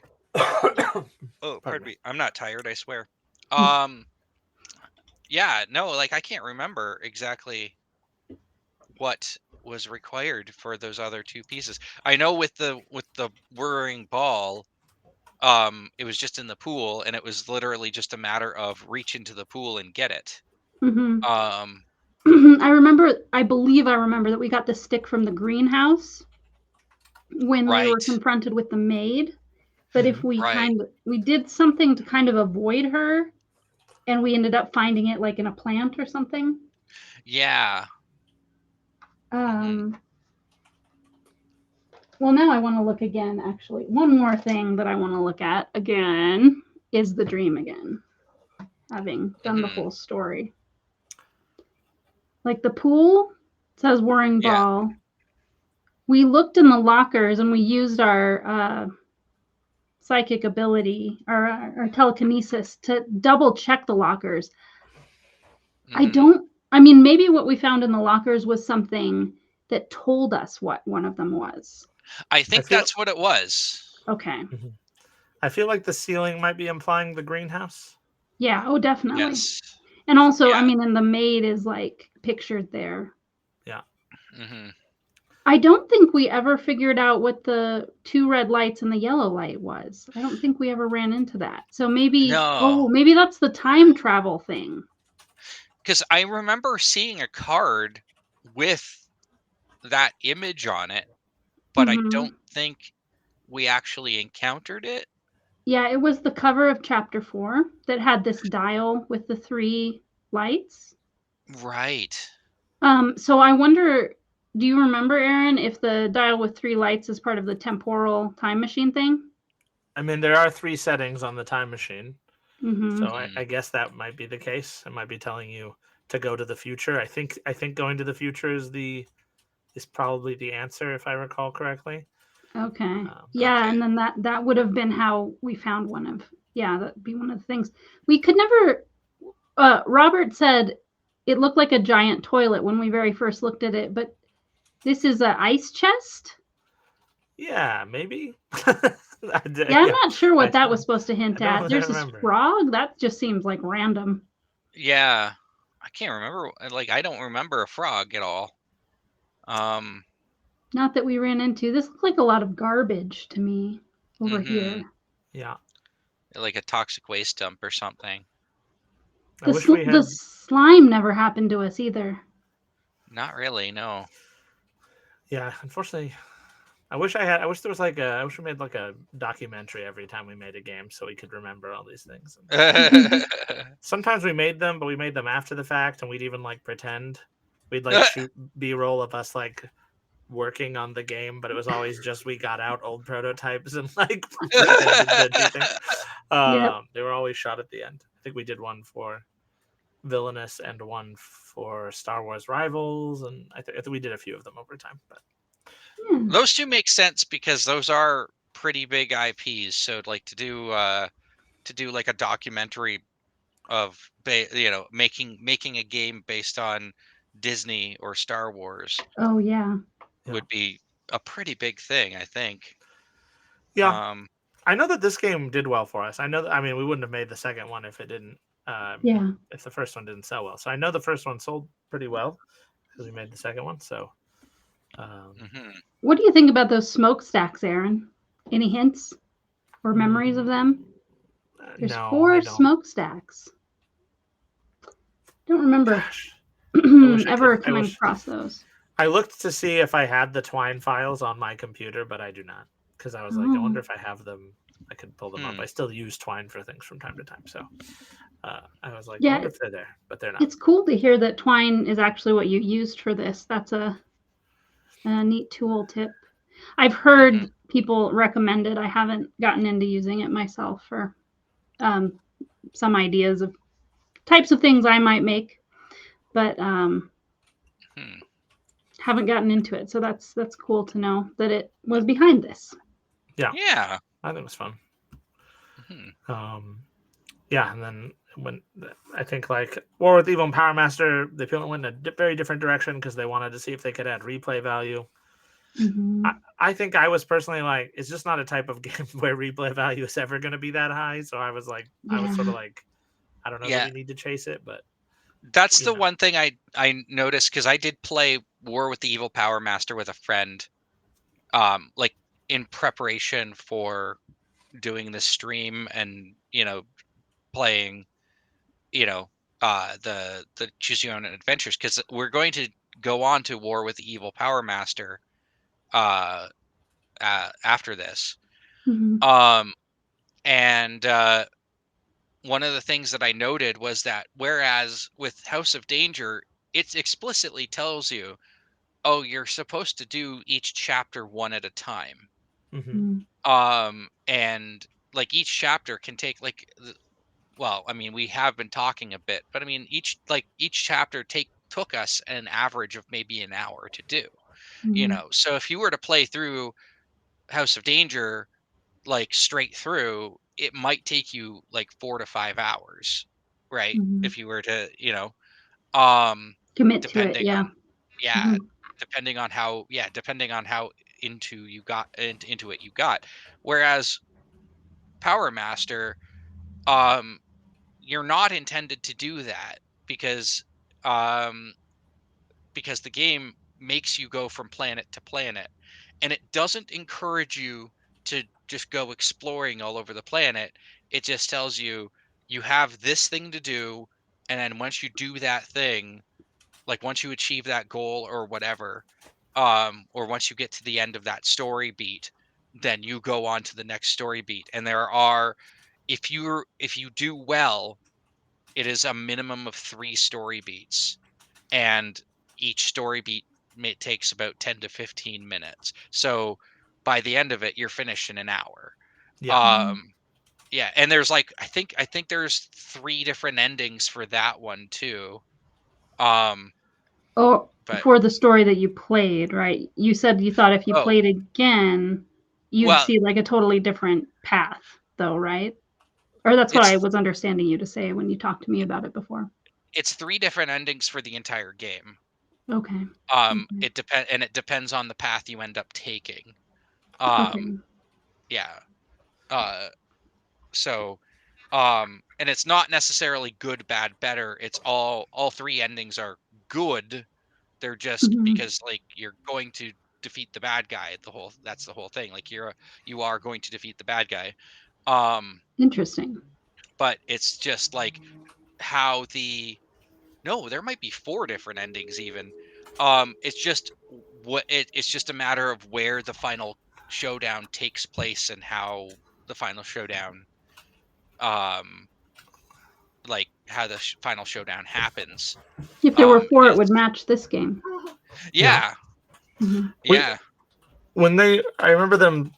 So I think there's a design lesson to be taken from War with the Evil Power Master. I think it's a fine game. I'm not going to naysay our game, but I think that sometimes there's an urge to solve like for every problem or Mhm. every complaint you get in reviews. Mm, And I think it's good to acknowledge that that might be impossible, or Mhm. it's likely impossible, and that sometimes what some people see as a problem is just like sort of an inherent value of the type of game you're trying to make. It's a trade-off you willfully Yeah. chose. And mhm, that to me is the thing, because I felt like when I played through War with Evil Power Master, I remember remarking like, I still don't know that I want to go through it again. Like it's not Mhm. a really strong pull for replay. It's just like, I guess it would be cool to see those other planets, but I still got to an end of the story. Um and Right. you know, like You feel like you I could say you played it, yeah, and if you didn't play and the rest. you're Well, losing out on the like epic scope of having played, you know, for 5 sessions to yeah. get there. So there's that. And also to mhm. me it does commit one cardinal sin for choose your own adventure, which is it's not written in second person. um That's Mhm. and right. I was Yeah. always like, why is it not written in it should always be in second person. That's like Yeah. all of the books are in second person. So Yeah, because if What I Robert remember, told me was that you get to play different characters. That yeah. sounds compelling and fun in general for a game one could play, but it yeah, does sound like it's off the brand for choose your own adventure, yeah, Mhm. I right? think so. Yeah, Apparently, because I like mean the licensors let us do it, obviously, so they didn't think that. But Right, right, right, I was right. sort of like, I don't know. I think they should be second person personally. But I got yeah, I got because I think overruled. It happens. yeah, because I think the game invented a main character that wasn't in the book. Yeah. Because in the book version of it, you are you. You are Yeah. it is second person. You are yourself. You mean the Whereas book version of House of Danger, the one we just played? no, Or- Power Master. Okay. In the Okay. book version of Power Master, you are you. And Okay. and so the book constantly calls you you. But in the game version, they had to invent a main character. And so, well, there's 4 main characters, and I don't know who the other 2 are in relation to the book, but it's so the main character is Commander Chen. And then there's and then there's this alien creature who is like your sidekick, but I can't remember what his name was. And then there's there's a Princess Leia type character and an R2D2 type character. And I don't know what their relation to the book is, if they're just like cameos originally and they just expanded them. But it's interesting because like it is more of an RPG in that way, because uh whereas in House of Danger you depended entirely on items to help you like defeat enemies or to get past challenges. Yeah. In Power Master, each character has a strength and a weakness, and it'll tell you if you're using this character, they're really good at piloting a ship, right? So you can use them for driving checks, but they are really bad at fighting enemies. So so you actually take away a pip If if you're they're the fighting one in. that's dealing with it, yeah. Yeah. Well, So it'll be interesting to see. Like in 2 weeks, we're gonna play a session of it, and I don't know if we've fully decided if we're gonna play another session of it 2 weeks after that. This is an every other week stream for us. So we'll see. I mean, one thing about playing it a second time that is a objection, I feel like a resistance I have to it, is just, am I going to be able to control avoiding doing stuff I've already done in a future session? You know what I mean? I guess I'll have to see because some of exactly it how it happens works when you fail a check. Sometimes is where or you succeed or fail. So if you succeed or fail the same way again, then like, oh, okay. But it's you can just choose to go to different planets, because it's not that you have to go to every planet. We literally chose that book as the second one because we were like, it has the funnest name. The Evil Power Master is like a ridiculous name, and we were like, you got to do that one. That one's the funniest one too. Well, it kind of sounds like a sequel to this one, in that this one ends with I believe there are references. I believe there are Easter eggs that we put in to reference this one, so I believe it does have some connection. Yeah, I had mentioned before, because as a kid I remember reading a few of the Choose Your Own Adventure, and I remember reading one that was all about skateboarding, and my thought was I can't really imagine if they had chosen, if you guys had chosen to be like, hey, we're going to make a board game about skateboarding, but it's going to be Choose Your Own Adventure skateboarding, Yeah. Well, that sounds very uninteresting. In book form it's great. But the one thing is like that's weird with the license is that so the guy who like came up with the idea for the Choose Your Own Adventure books, he wrote a lot of them, but he also hired this other writer to write a bunch of them. And in general, that other guy's books are the ones that are like really celebrated. And at some point they had a huge falling out, and that guy left and made a different brand and stuff. So one of the problems is that they did not want us to use any of the books written by the other guy, because there was like bad blood there. So we were restricted to only part of the catalog. And actually the plan was, after we did War with the Evil Power Master, to just invent our own after that, to like do come up with our own like pulp stories at that point, since we were revising them so much anyway. And because we couldn't do like the ones that I think Cavern of Time is one of like the big ones that the other guy wrote that people were like always like, do this story, or there's the murder of somebody. There's a bunch of them that people like would always tell us you should do this one, and it was always the other guy's books that they would want. So it was kind of an interesting license in that way. And now that, so it was it Funko that had the license with them? No, this was also before Funko bought us. So this was when we made them for Asmodee, not really knowing where at Asmodee they would go, and then they decided to put them out through Z-Man. Got it. Was what they did. We did a lot of stuff for Asmodee. A lot of it was put out through a different, like an imprint that they created for the stuff we put out. It's still going. I wonder if I can remember. If I go to Asmodee, will it tell me all their brands? I think, yeah. We just had last week, Trevor Mollerhegel was our special guest, who's got a podcast with Charlie McCarran and Ananda Garetna called Tabletop Takeaway. And Charlie just started working for Asmodee and Z-Man, just by coincidence. That this happened recently. It's not the reason we're doing, this game or anything. But yeah, Charlie is somebody who's part of the Protospiel community. I mean, I met him the first time that I went to Protospiel Chicago. That's how I know him. But I know that he's heading up Z-Man, Office Dog, and one other. And I think Office Dog is quite new. I wonder if that one other is the one that you remember. It's called Mixlore. That's what it was called. Oh, okay. No, that doesn't sound familiar to me. We did a Ramen Fury for them. We did. Ramen Fury. That one is, the packaging of that one is just like chef's kiss.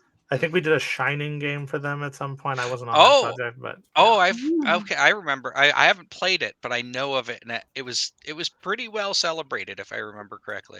It was sort of like we were helping them get into Target at the time, because there weren't as Asmodee as a whole wasn't on the mass market end of the shelf very much. Like Catan might be in Target, but that was kind of it, and I think they had purchased Catan at that point. So it's actually literally the first thing I did when I got to FPC was, hey, we have a pitch for Asmodee. Here's some funny game names that we think we'd like to pitch. Design some games to go with them enough that we can pitch them. And I was like, okay. And so that was like my first like week or two at the company, was just like taking a list of like 20 funny game names, and then like at the end of the day going into my boss's office and being like, all right, here's what dad jokes could be. Here's what, this could be, and this could be. And then like eventually we worked that down into a pitch. And some of the stuff from the pitch ended up being the Mixlore stuff, both licensed and unlicensed. Which includes Ramen Fury. Right? Ramen Fury was one of them. I know the Shining game. There's definitely others that I'm forgetting now that we definitely did for them. I wonder if we did Pinnacle for them. That was a Mixlore game. That's like one of my favorites.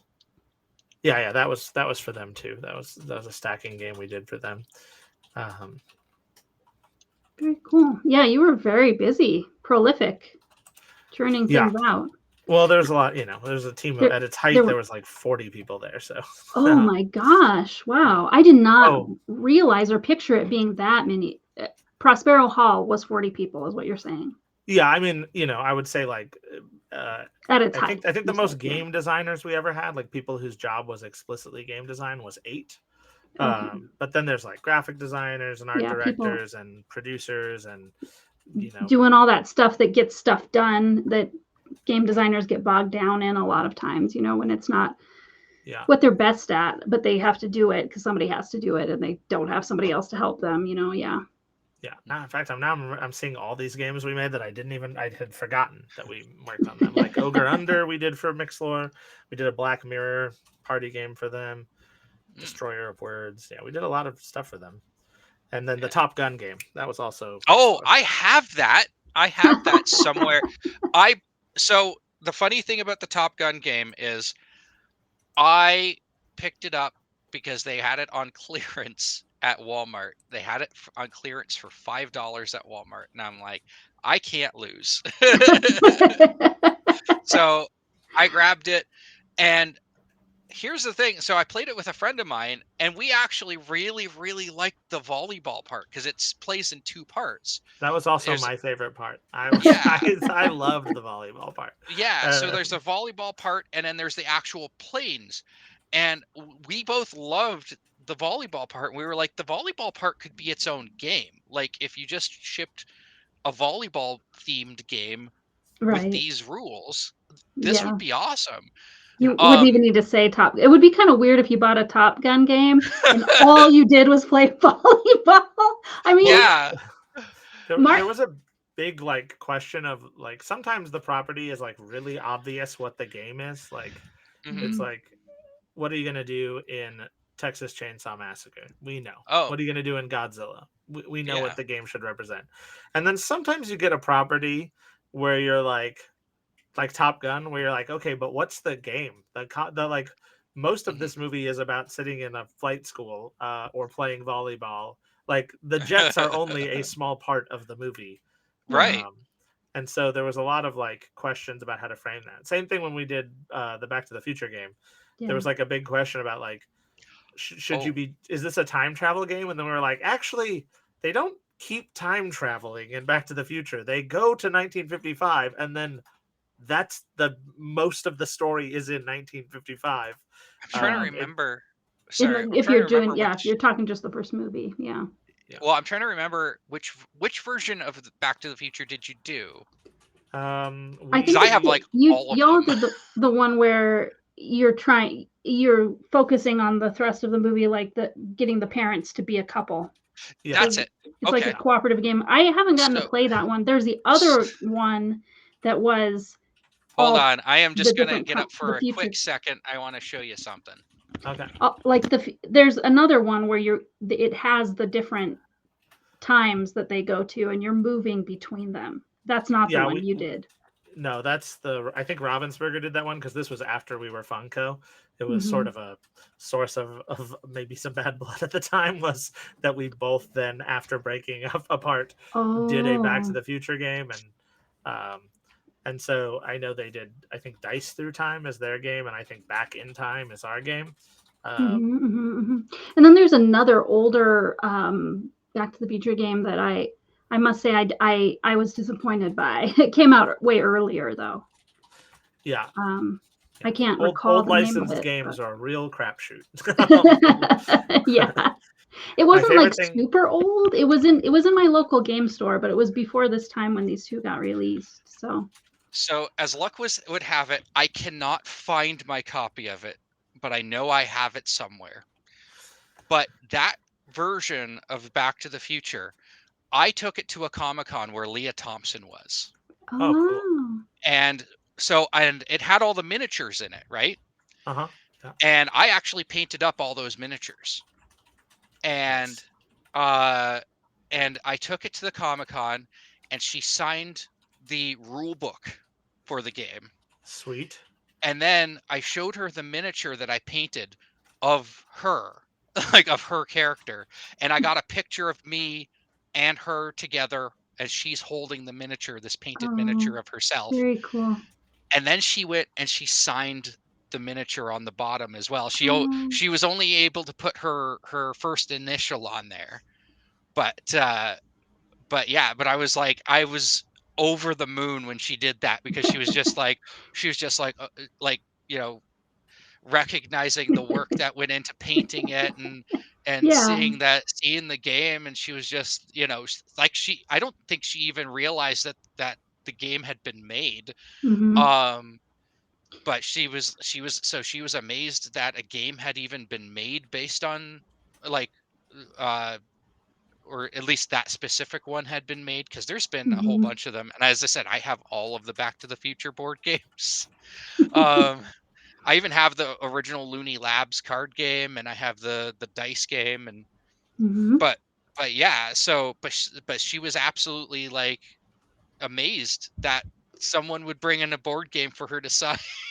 Well, that makes me. I'm sure Aaron worked with Fortessa. You would know Fortessa too, right? I know she was Fortessa, there yeah. for a while. She's great. And I saw her share on Facebook some pictures of her going on a Star Trek cruise, and I'm not sure if it was I think it was probably a Funko game that was a Star Trek game she took, and she was meeting. He plays Harry Kim. What is his name? I'm blanking on it right now. But she met him, and she had a picture with him, and he was like, "Oh my God, the game!" And he was so excited. It was really cute. Yeah, we often tried to see if we could get Garrett copies Wang. of the game into the hands of people in the thing. That Star Wars game was we were going to do a series of licensed like escape room style games, like Exit was the plan. I sort of devised the system for those because I combined it with like our thing was like, well, how do you capture the action in an escape room game? And so we did the like, you have to draw on a sheet and then like line it up to see if you like drew the path around the obstacles, and as kind of the way to represent action. And we called them cryptic, and we did Indiana Jones and we did Star Trek as the first two, and Fortessa did the Star Trek one. Okay. And made her and David Yetzi. I don't know if you know David Yetzi, but he did the he helped her design puzzles and stuff, but they did that game. Awesome. Yeah, so that was probably the one she had when she met him. Yeah. I think that's the only Star Trek game that we made, so I think so. At one point in time, I think I'm allowed to say this now, it's been so long, but at one point in time when we were making Jurassic Park Legacy, we were also working on Star Trek Legacy, and then we decided not to do it. We mainly because we were realizing how many resources went into making a legacy game, and that making two of them at the same time actually was not gonna work very well. And you'd say making a legacy game way more overhead than making a choose your own adventure type game. Yeah, I would say so, because it has it has as much like narrative through line, or close to as much, but it also has like all the a lot more mechanics to it in general. Making a licensed legacy game is tough as it is, because some licensors don't want you to leave the narrative of the game. I've explained many times. I have had to explain to licensors like, okay, I understand that that's how the story went in a movie, which is a linear media that you watch. But in a game, you need there to be possibility space where things can go differently. Well, some people were more open to that or not, I guess they have video games, but video games are still more on rails than board games necessarily are. Yeah, you need to be. Yeah, I think too. As a kid, I played a Star Trek game called Star Trek Borg. A friend of mine had it, and the entire thing is literally you're watching a Star Trek episode from the first person, and you have to click on the screen at certain points in order for it to get your characters to do certain things, or to and it really is like it's telling a specific story within the Star Trek universe, and there is no room for like making anything even slightly different, because by the end of it has to end with a certain outcome. You can't change the outcome of you can't change the outcome of it, because they've already determined what it is in universe. I remember when I was working on Star Trek Legacy, I was sort of pitching the broad strokes of the plot. And I was like, so you encounter these aliens and blah, blah, blah. And I remember one awesome part about Star Trek, though, is that they have people whose job it is to actually have encyclopedic knowledge of Star Trek. Almost no other licensor has that. And oftentimes you'll have to correct a licensor on their own property because they won't know it as good as you do. Which is super awkward, right? Which is very awkward. Yeah. But Star Trek had like two people that, like, so when I'm pitching that, they're like, oh, I don't know how you're going to meet these people and these people, because these people are in Beta Quadrant and these people are in Delta Quadrant, and they are on opposite sides of space. So it doesn't really make sense for you to encounter them and then them. And I'm like, okay, awesome. Thank you for being here and telling me that. Cause like, but wormholes. Yeah. It's a very lizards. very easy to solve that problem. Anyway, yeah. But the way I had them in the plot, they were like, it would be unlikely for that to happen. Anyway, they were really helpful. I appreciate that. Because usually, like, when we were working on Funkoverse, we had to convince licensors that to be okay with everything. Because, like, obviously we wanted people to combine and have Batman fight Harry Potter. But some licensors are just not okay with that. So they're like, they're not going to combine them, are they? I'm like, well, they could, because they all use the same system.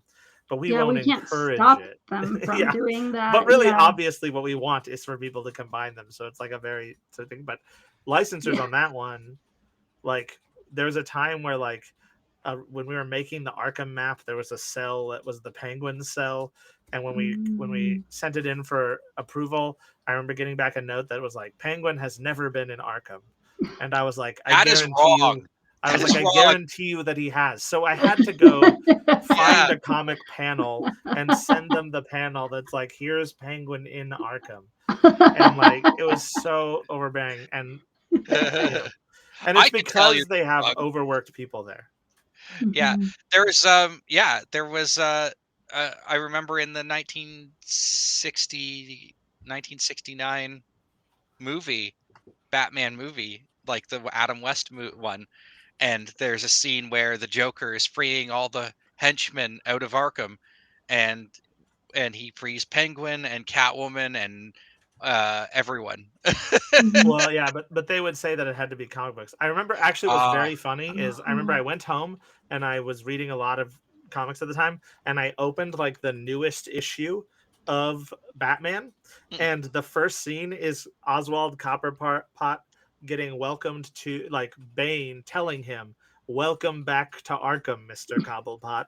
And so then I sent them that panel. I was like, this panel implies that not only is he there right now in your universe, but that he has been there before. So,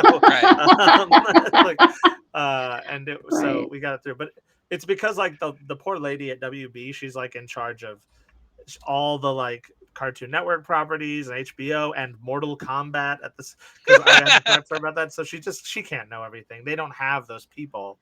That the people who have the encyclopedic knowledge are the people working on making the thing, not licensing it out, and they don't have time to slow down and come help you make the thing. So it's often like a thing. But some of them get ridiculous. Harry Potter is the most ridiculous, where, like, we had originally Voldemort in the Funkoverse had Avada Kedavra as an ability, and like they were literally like, because in the game the character isn't literally obliterated and never be able to be played again, it can't be Avada Kedavra.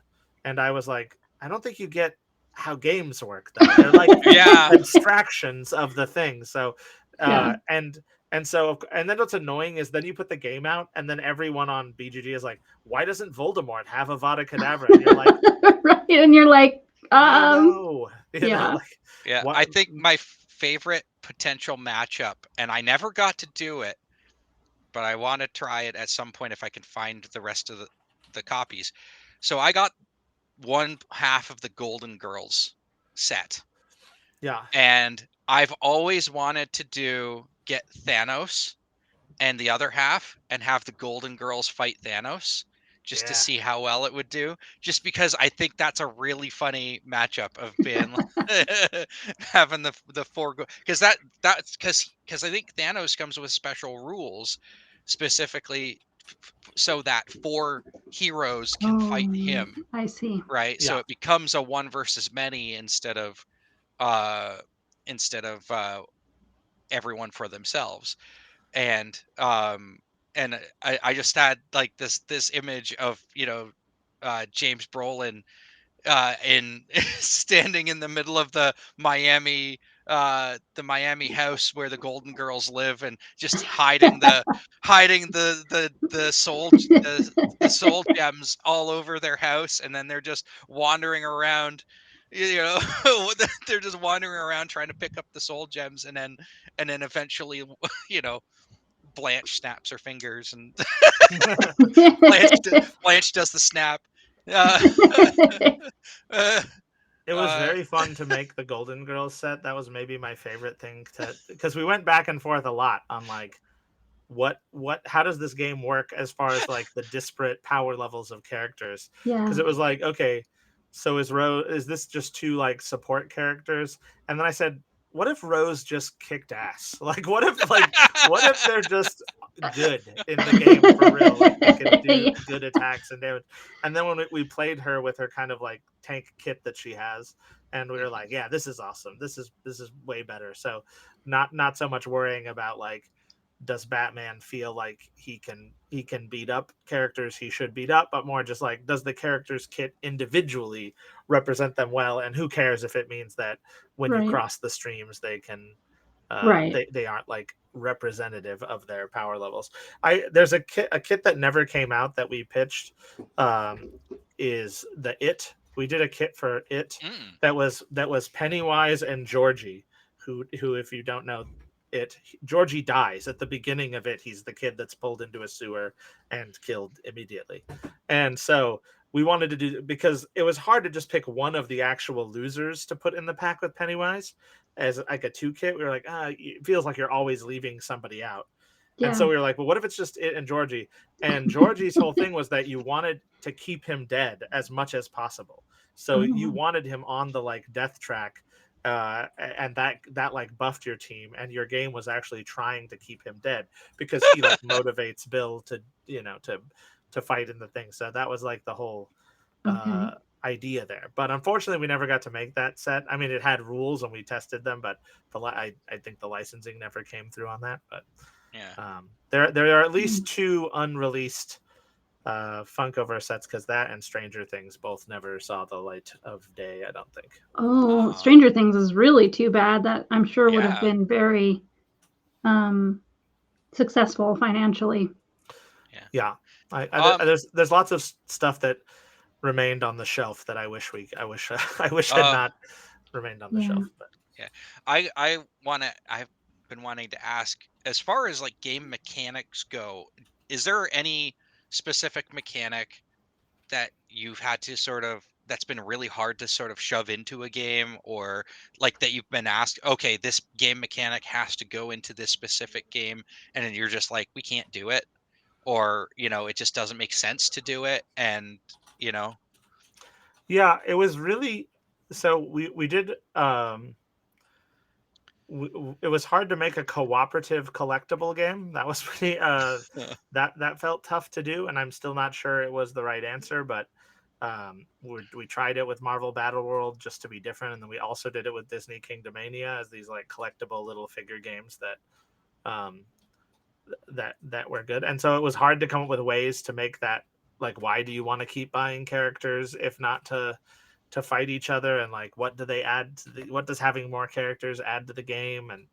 And so that was pretty challenging. But most of the time, like, the brief was, here's the property we want to try and come up with a game for, 2 to 4 players, 10 plus age, go. There wasn't a lot of like, as far as like what the game mechanics were, that wasn't something that was really mandated to us a lot. So it was more just like, sometimes it was like, hey, everyone try to come up with a game for this property or this idea, and like the best one wins. I think the only time. How long to come up with the idea? Like a day, a week? Usually a week or 2. Most of the time we had the like normal timeline was 6 months from like starting on a project to shipping the files to the factory, which is a thing that I think that is the chief factor of why some game designers came to the studio and really excelled, and some did not, because when you're freelancing, you're not really pitching it until it is mostly done, if not completely done on your end. And so that time pressure can be very different than how some people design games, where they're like, and sometimes it's tough because sometimes you just have to ship the game and you could make it better still, but it's like, and that can be painful, right? We hit the date and we had to ship it. So I think that was like a big separator. And so the first like month would be like exploration, like find the good game in this property, and we'd have meetings, like hour-long meetings that like were like the philosophy of Back to the Future, where all we were talking about is like, what's the thematic core of this property? What experiences do you want to have? What do you want people to walk away from the table thinking about? And I still use that. I call it inside out design instead of top down or bottom up, which is like, pick a moment that you can see in your mind that should happen in the game. Because oftentimes it's really easy to think of that.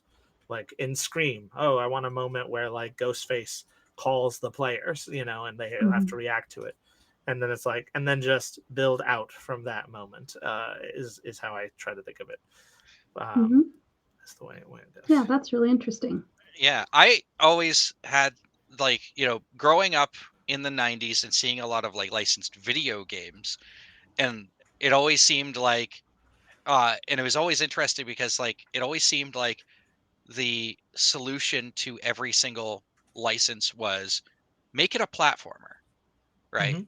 Because a platformer was easy to do, it was easy to make, and it was easy to just push out there in time for the movie's release or the release of the new season of a TV show or whatever. And so you ended up with like a lot of really kind of garbage games because they were just like these really poorly made platformers, like you had like Dennis the Menace, which was a platformer for some reason. It's like that's not the first thing that I think of when I think of Dennis the Menace, or the Home Alone video games, which were again platformers. And it's just but nowadays, like, but you talk about board games, you have so many different genres that you can do.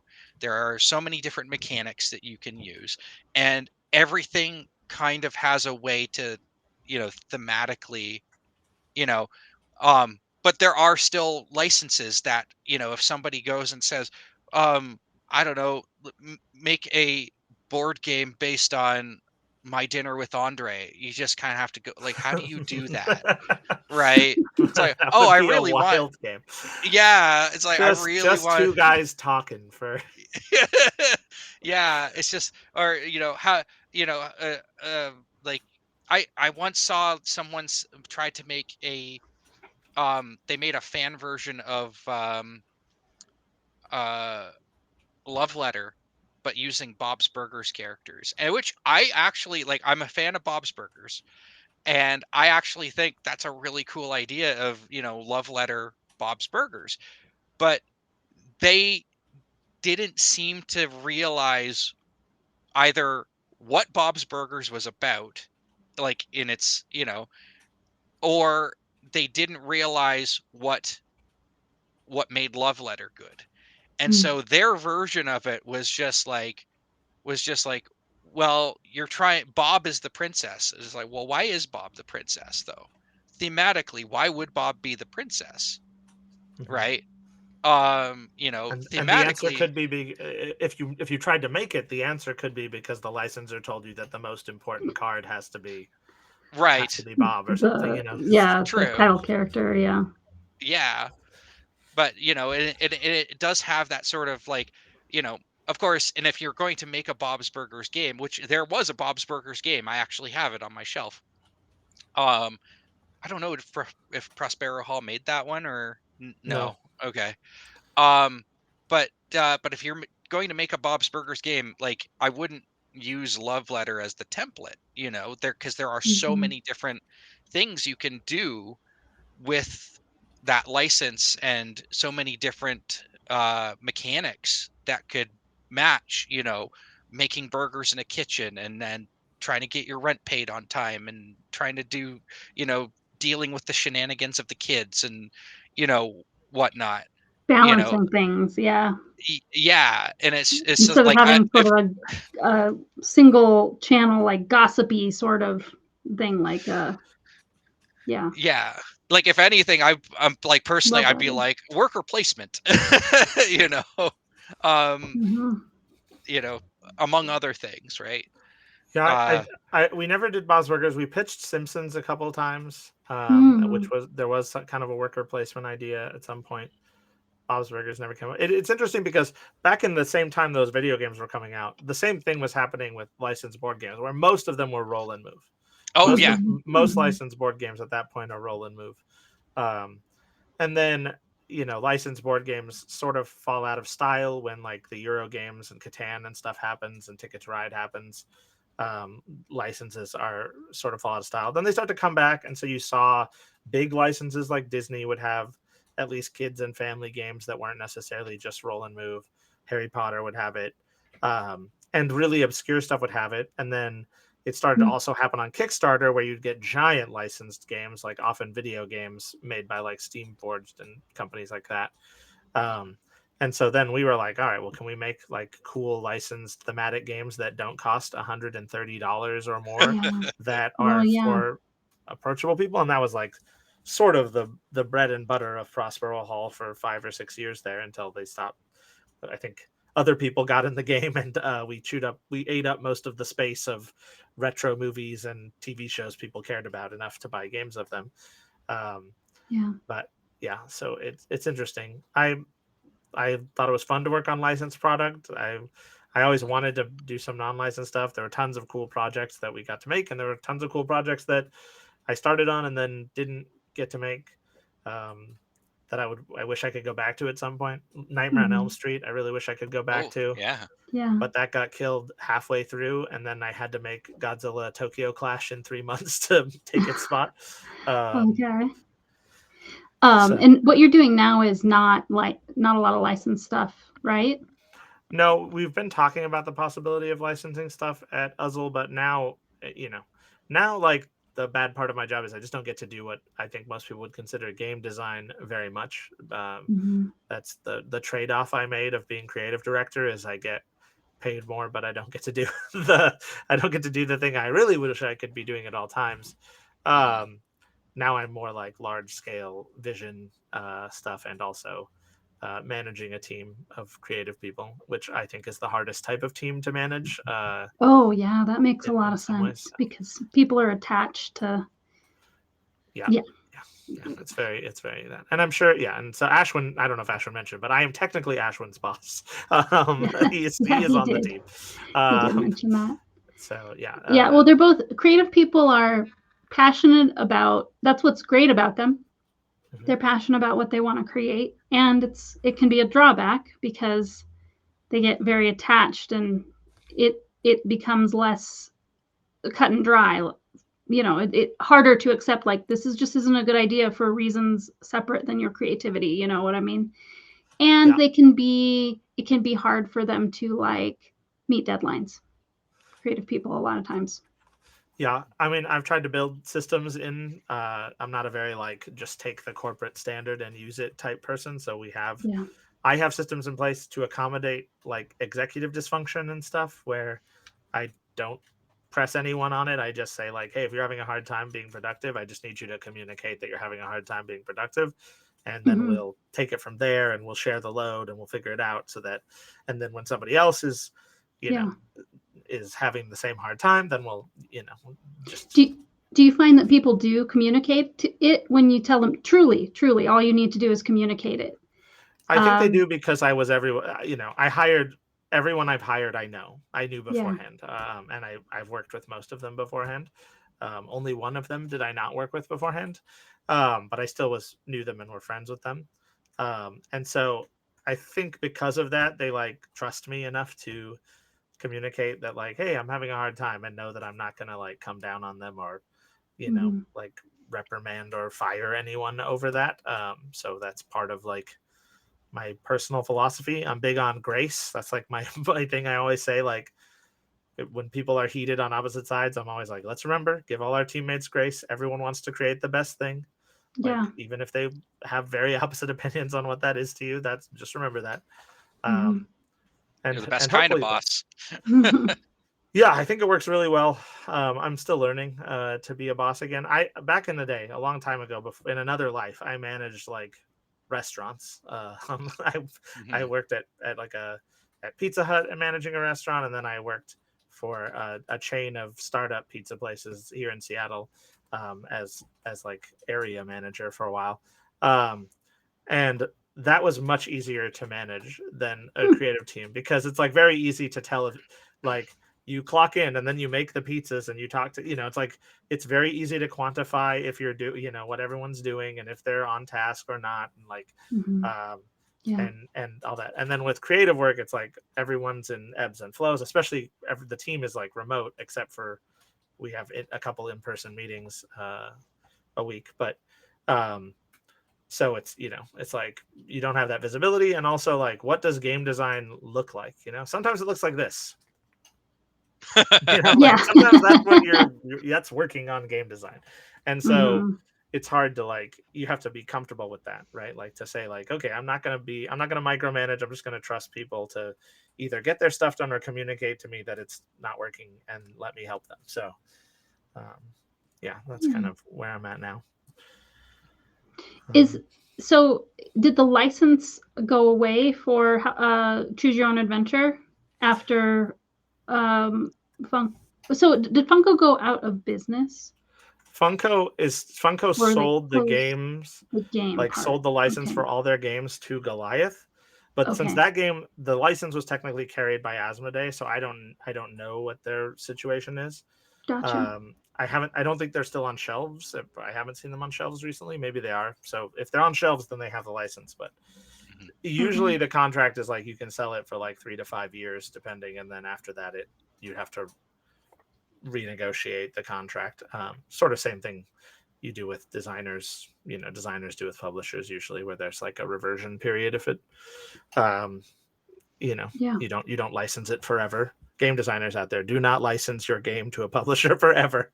If anyone ever tells you, can I license your game in perpetuity? The answer is no. That's lesson number 1 of contract negotiation. Yeah. I'm pretty weirdly, despite not having skin in the game as a freelancer for a long time now, I'm very like outspoken about game designers being sort of, not nefariously. Publishers aren't like choosing to do it. They're just following the model that's been there before. But like, this industry runs on free game designer labor or very discount game designer labor. And publishers, knowing or not, take advantage of the fact that they can sign a game relatively cheaply. They don't have to pay a lot up front and only have to worry about the risk of paying out if they're successful. And that it only works like that for game designers for some reason. Like the graphic designers just get paid for their labor. And so illustrators do that. Marketers, project managers, all those people. Only the one people who are actually required for there to be a board game industry are the only people whose money is often not guaranteed in this way. Right. Which is a little bit like, I want us to find another way to do things. I would like, like I mentioned, if I was out freelancing, and we're getting way off track, so tell me if I'm tangenting too hard. Go for it. If I was out there freelancing, I would want options, because if a publisher, like that does, I don't want to name one and have them feel insulted, but if there's a publisher who puts out a lot of games and I see that some of them get pushed harder than others, and I'm licensing my game to them and I don't know how hard they'll push it, and that either A, I would like there to be minimum marketing spend in my contract to know that you're going to push it, which they will not do. They will fight that. Or I want the option then to be like, how about this? You buy the license to license this game from me is a flat fee, not a percentage. You give me $15,000 to license this game for 3 years, or $5,000 a year. And that way it's like at least some security and I can choose it. And then if I signed with a publisher like Stonemaier, who like really puts their weight behind almost everything they release, well, then I'm much more okay with like a traditional royalty deal, because they have a track record. They have like a track record, and their brand is like a few releases a year, and we really push all of them. As where some brands are like shotgun a lot of SKUs out into the universe and see what catches. And it sucks to pour hundreds of hours into something that ends up being something that misses, and maybe not even misses because the game doesn't resonate, but because it didn't get the spend or the, it didn't get in front of the right people. So I just want designers to have more options, to be like a standard thing of like, instead of just here's $2,000 and 5%, like just the standardized. How would you feel if you took a deal like that was an option to say 15 grand for 3 years. And I guess you'd get to renegotiate after those 3 years, right? Yeah. That's why it's for 3 years. If that happened and it turned into something that was as popular as like a Spiel des Jahres winner or whatever that year, and you had only gotten 15 grand, would you be bummed? Or would you be like, you know what? It's fine. It's fine. I mean, if I got the licensing percentage on Villainous, I could retire on it. So, you know, like I already sort of have that feeling. And instead I chose the security of like employment and doing it at a studio where I just got paid a living wage instead.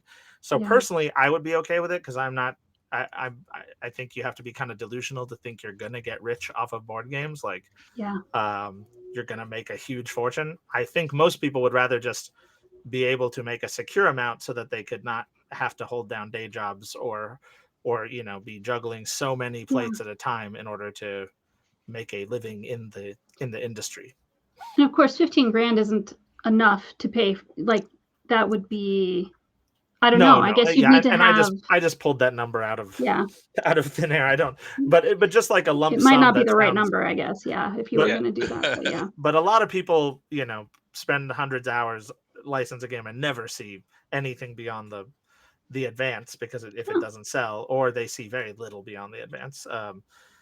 And I've heard, and you know, if you work with a really nefarious publisher or a publisher you're not familiar with, make sure that advance is non-recoupable.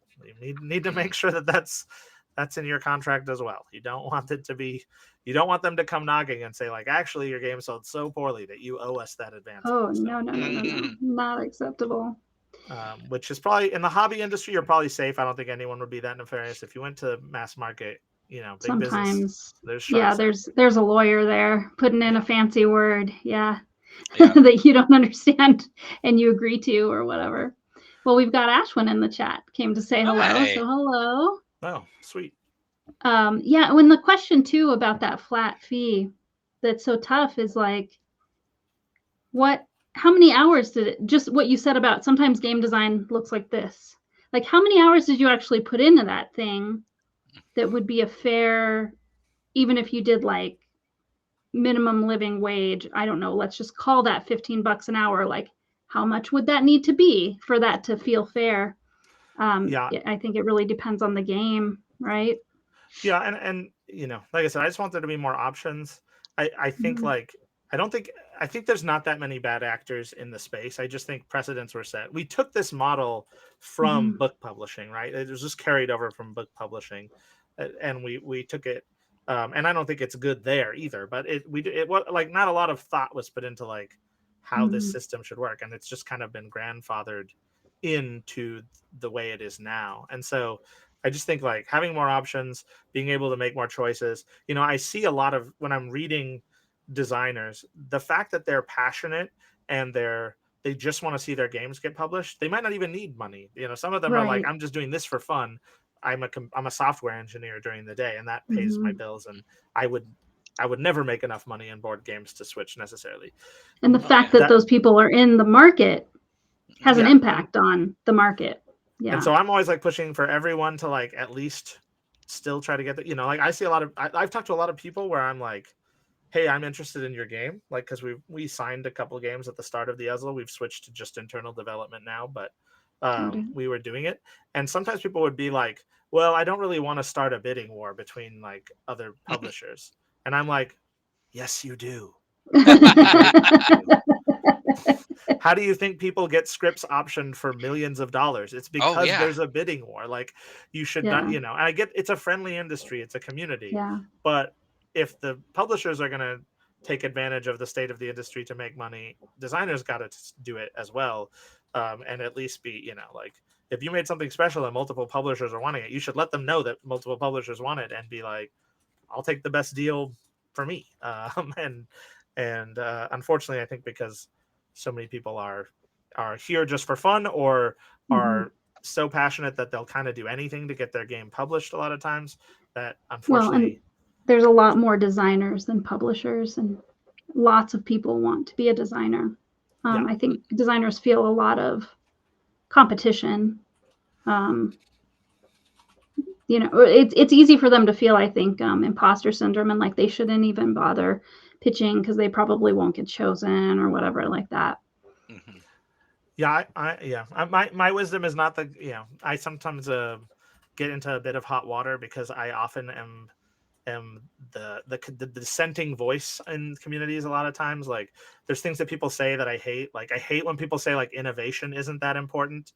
And I'm like, yeah, that's why I've played so many boring games that all feel the same lately, is because of that. And I get the reasoning behind it, but like very rarely is there a huge hit that doesn't have something like some bit of magic at its core. But we publish a lot of games that I play and I'm like, it's missing the magic. I don't feel the magic. I feel like, oh, this is the set collection from this with the bidding from that, and that's the game. Is kind of how I often feel a lot of times. It operates as a game. And I think but people that's about make it. that because that's what they're told. Oh, Yeah. no, innovation isn't that important. And they're kind of told like to follow trends and stuff. But really, just make something so cool, it's undeniable, and you will get it published. If you have a truly undeniable game and then you put it out there, and lots of people will help you put it out there. It's a very helpful industry, or tell you how to get it put out there. You will get published. If you truly made something that's like truly special, which is not I mean, that's not an easy thing to do. I can't, you can't just be like, okay, I'll do that, Aaron. But if you truly do that and push it, it will get published. And I think your chances of success are better if it's got magic in it than if it's like mechanism A, B, and C from the catalog put together. I think, anyway, so, but I'm just one voice. Listen to all the other voices too. Make your own decisions, people. But Oh, we've got Jack in the chat too. Oh, hi, Jack. Yes, I love this plan. Get my route and make games intentionally hostile to publishers. Yeah. Are you talking about it's too complicated, or Jack often posts that in Protospiel as unpublishable? So I say this like personally, I'd rather play a messy game that is like something that has magic to it than like a really streamlined game that's like super elegant but doesn't necessarily do anything very well. I remember I heard Cole Worley on the Leader Games podcast talking about how like he either wants something that's like core one mechanic that is like Jack and Aaron are best buds. Awesome. I'm down. But is like mechanically pure and weird. It's like one mechanic, but it's very strange in the way it works. And it's like the mind would sort of be an example of that. Like he either wants that or this game that's like mechanically pure in the representation of what it is, but it doesn't like the pitch. None of the pitch of the game is like the practical sales points. It's not like plays in under 45 minutes. And, like the moment that's your game pitch to him, you like lose him. And I'm the same way. Like if your pitch is like how easy it is to get to the table or how it plays for almost anyone. I personally, I have those games in my library. I've had them for, 20 years at this point, but now I want, I'm more chasing down the weird. So I love publishers making weird stuff. Like the Hollandspiel. I love Hollandspiel and every weird thing they do. I love that kind of thing. I've got one of my favorite weird things of theirs right here. Oops. Catastrophe. It'll be fine. It's all yeah. cool. This is super weird. Wow.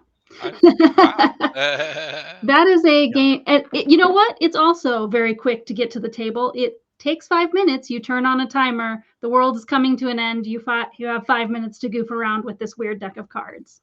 Yeah. And then you could do it again if you wanted to, I suppose. I love the stuff they do. I thought City of Six Moons is super cool and interesting, and I was glad that it got a bunch of buzz for them. Like, and that's like more interesting to me. In fact, like right now, that's kind of like what I do in my spare time is like, I'm going to make games with no thought to them as a product, just purely like what I wish they did. Must be such a relief to you after a lot of like what you spend time doing in your day job. And there's tons of things I want games to explore. I would really love games to explore emergent narrative. Like, I always tell this, like, there's a story that I remember coming from Dwarf Fortress where people would play that game and it's like, oh, my character wandered into like a necromantic aura that would raise the dead. And then I was like, why am I taking damage? And they realized it's because all of the meat in their backpack reanimated and was now attacking them.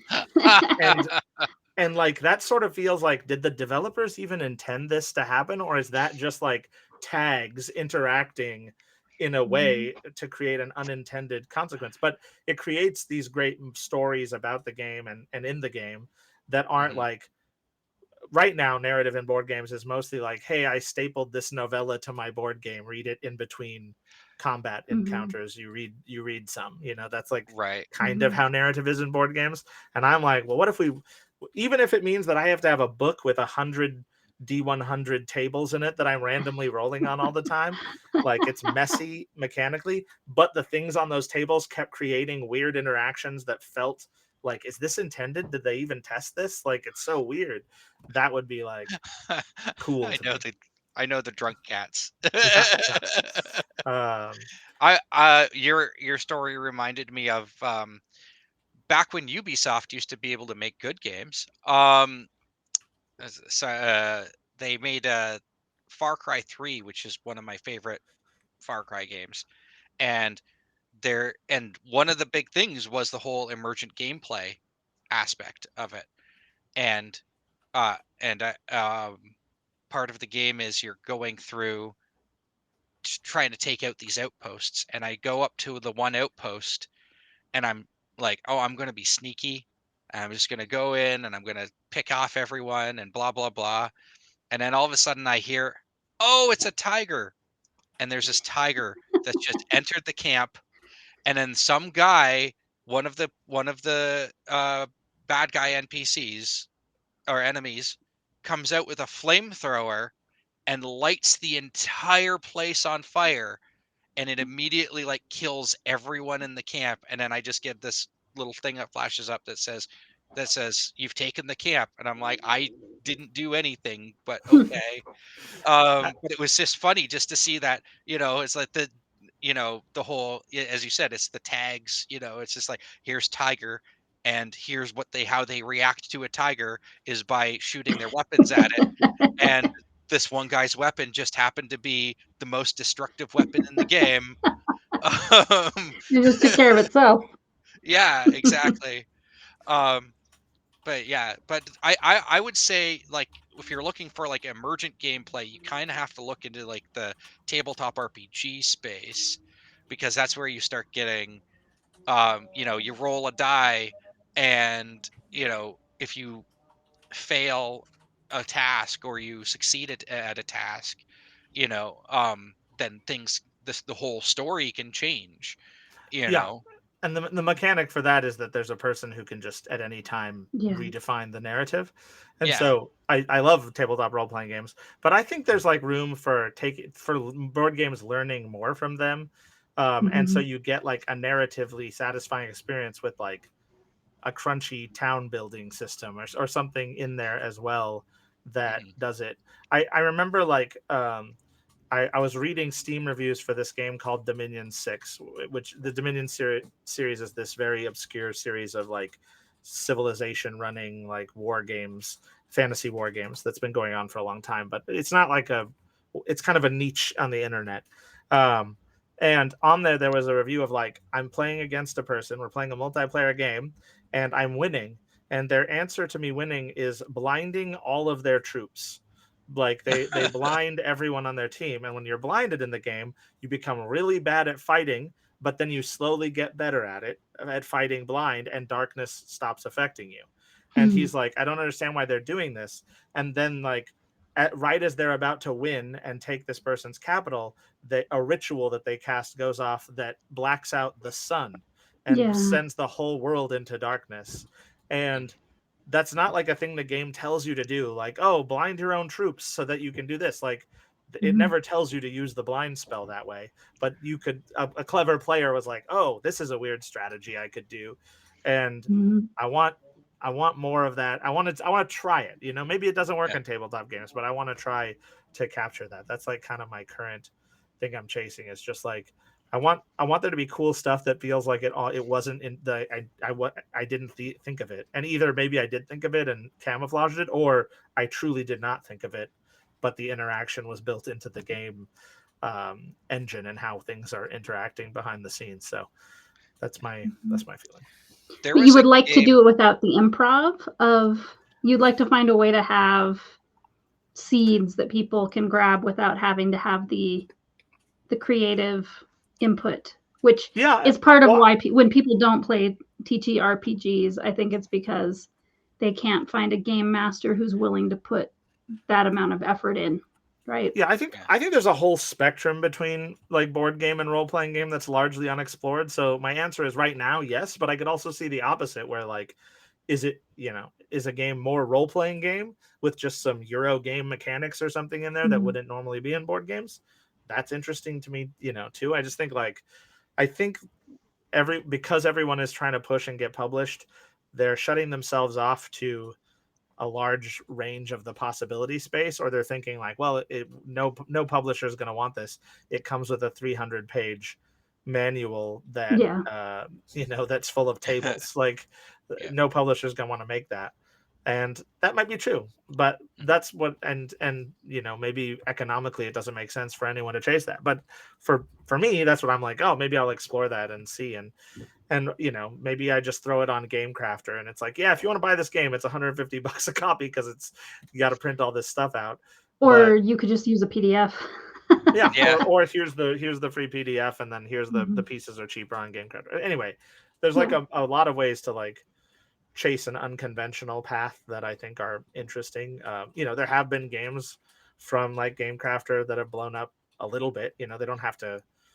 They don't have to go big. And if you're not using a publisher, if you're just putting it on Game Crafter and you're paying, your game is $60 and 25 or 30 of that goes to Game Crafter, you're still making way more per unit than you would traditionally publishing a $60 game. So you don't have to sell, 10,000, 20,000 to start feeling like you're making anything from it. It's like, oh, well, yeah, if each one you sell is making this and you sell 1,000, you're like, that would be 30 grand if you sold 1,000 copies out there. So Right. I think just like, and if people started to do that, then publishers might have to think about what they're doing. Like that might inspire some of them to take some weirder chances, and some of them do. Some publishers do take weird chances. I'm not trying to call them all out. I'm putting a party game on Game Crafter. It's $90 before shipping. Nice. For a party game, yeah. Yeah, I was gonna say there was a game, a board game, and I actually have a copy of it. There it is, Legacy of Dragonholt. You can't see it because it is off camera in a bin. It was definitely on my mind as you were speaking.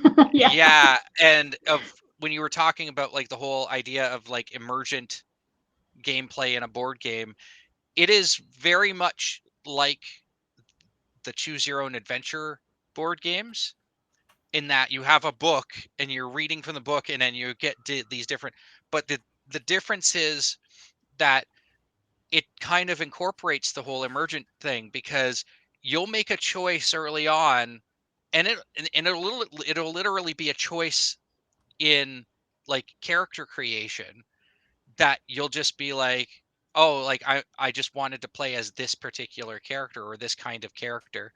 And then once you make that choice, later on in the game, that will actually have like some sort of like surprising result. Like when my friend and I played it, she decided that she was going to play as a gnome, and at one point in the game, we go into a bar and we're reading through the little description of the bar, and there's this whole thing of there's this drunk guy sitting at the bar who's going, oh, gnomes don't exist, they're just really short people. And you get this whole entire like section that if you did not play as a gnome, you would not you would not get this entire subset of choices, right? And the subset of choices is like, you can try to argue with this guy, you can punch him out, you can do this, you can do that. And she was just like, I'm starting a bar brawl. you know, because this guy denies my existence. I am starting a bar brawl.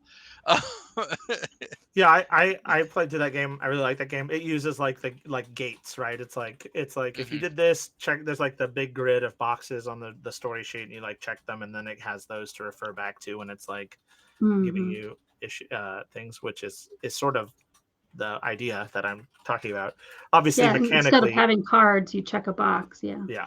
right. mechanically, that is very simple. Like the there's not like a complex combat system or anything in there, but I still think that game is really good. I really liked that game. I played all the way through and was super fond of it when I bought it. I think I played it researching for something that wasn't greenlit, something that I never got to make. I don't really remember what it was. I had a request which I encourage you to say no to if you can't do it safely. But you were saying you were looking for your Twine file for this game, for House of Danger. Do you have a Twine file that you can show us what one looks like that doesn't have like proprietary information in it? Oh, let me see if I've used Twine since I switched to this computer. Actually, they might be on old computers. A different device. Yeah, that would be interesting to see because I think I'd like to know how that all works out. I do not have it, but it looks like kind of a, when you have a Twine file, it looks like note cards connected by threads, you know, that you build out until like it can go to this and this and this. And Twine can get more complicated. You can track variables over time. Like if you wanted to have a hit point system, Twine can do that, can do those things too. But all I used it for was like to map the story, because it's an easy way to look at it visually and know like all the connections that are happening. Which if you're just if you're just writing it and charting it on a notebook, it's kind of hard to make as much sense as that. And you can also move stuff around in Twine really easy. Like, okay, actually, I want to disconnect this and reconnect it here. And anyway, it was very helpful for putting together a choose your own adventure story. But I do not have any files at the moment. And it's better than something like, well, and it's free anyway, so there's no reason to fight against using it, right? It's just a free tool. Yeah, free tool. But something like a Google drawing that has a flow chart or something wouldn't be as good of an idea, just because it's not as snappy to use it, basically. Like, Twine is kind of expecting you to have story points and branches and stuff like that. And you can always run through it, and it looks like an old school text adventure game. Like, you can always be like, all right, play. And then it'll like start you at card 1, and you can kind of just quickly test things that way, which of course you could do with note cards or whatever, but you'd have to be shuffling through them like you would in the physical game. Which when you're trying to test pathing really rapidly might be helpful to not have to like keep shuffling through the cards and then put them back together. And then, you know, it's like kind of nice to just be able to go through it. So it's pretty helpful tool. I thought I would hopefully have a file of something that I was working on that was an idea of Chris Rowland's originally. Well, he had this idea where he's like, I wish you could play One Night Ultimate Twilight Imperium, because we were talking about how good the final 2 rounds of Twilight Imperium are, and like, is there a way to get there? And granted, the reason that you're so invested in the last 2 turns of Twilight Imperium is because you spent 4 hours at least getting there. But we were like, how can you do this? And I had an idea to be like, what if there's like a choose your own adventure style book, and you like roll a random starting place. There's different starting places, and it asks you a question. Like, it's like, hey, you hear that the people on your northern border could attack at any, or that let's say it's like, you hear there's bandits in the north of your territory. Are you going to move your stocks down here to the capital, or are you going to station troops in the north?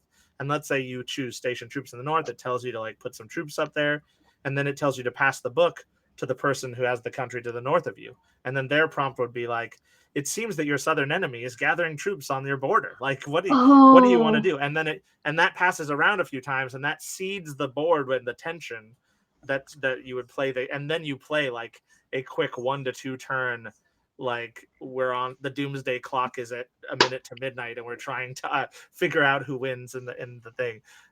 Was the idea. So I think it must still be on my old computer. I was hoping it on here, but I started a Twine file to like build out how all of that would work. Well, that sounds like a great idea. That's one of the things on your shelf. that's a thing that is sort of living on my shelf, waiting for me to have more time to put into it.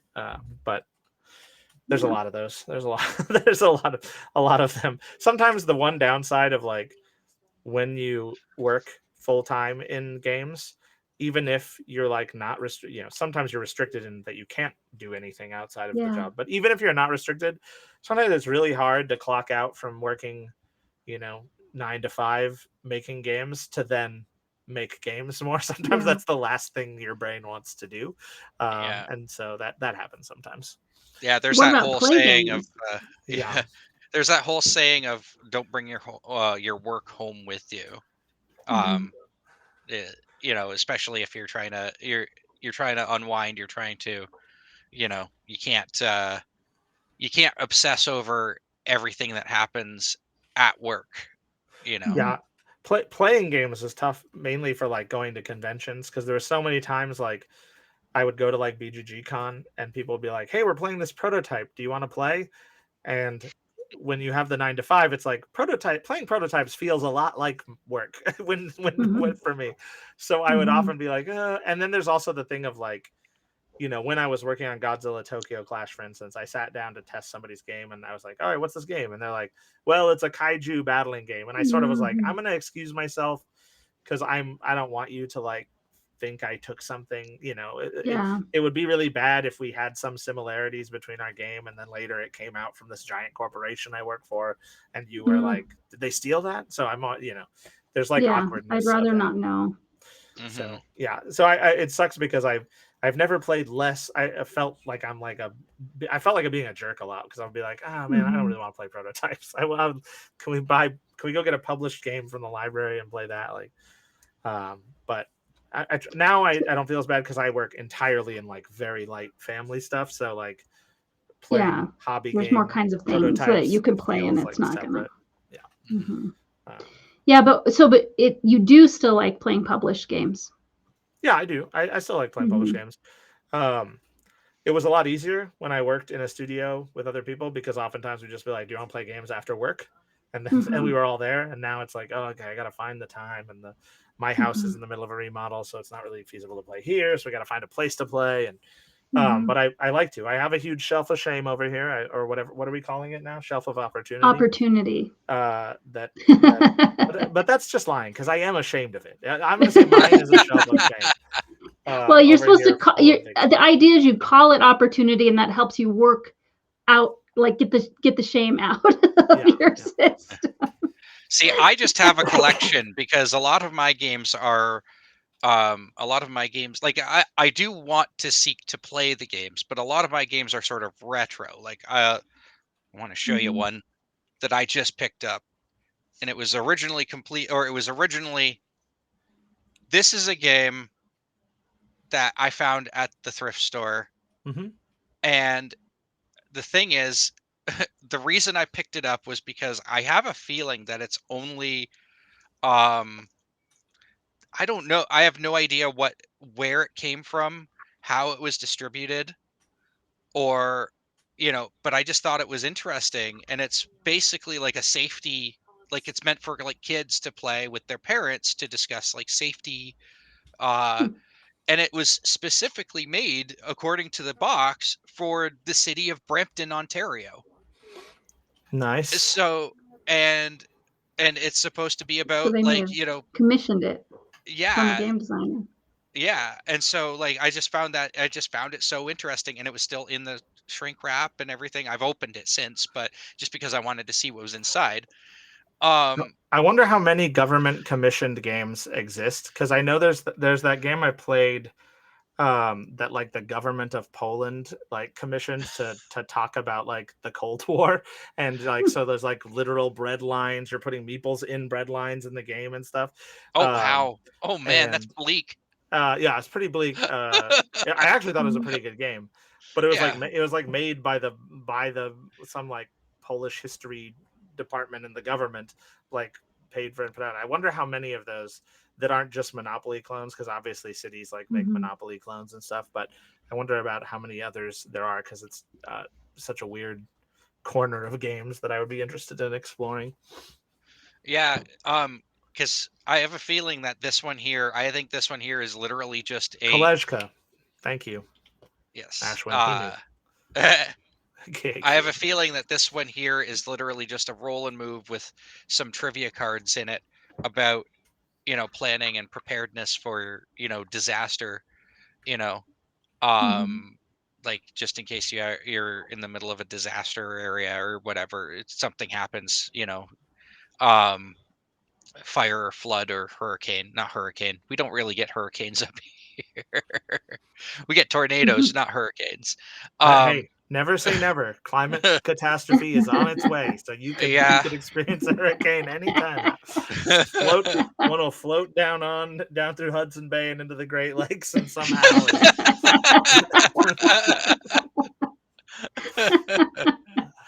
Knock on wood, it doesn't. But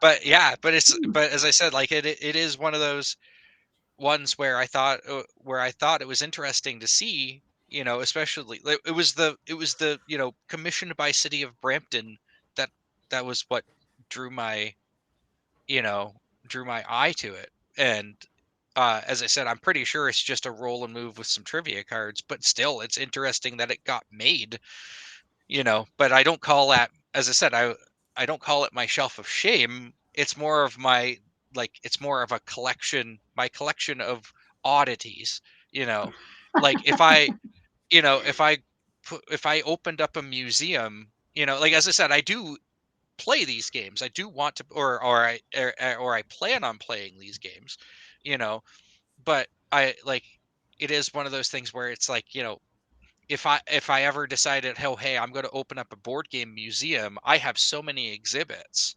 and I mean, and that could be an idea of, oh, hey, I'm going to open this board game museum that has, all these different types of games in it, and you can try them out, and some of them will just be for display because maybe they're not good.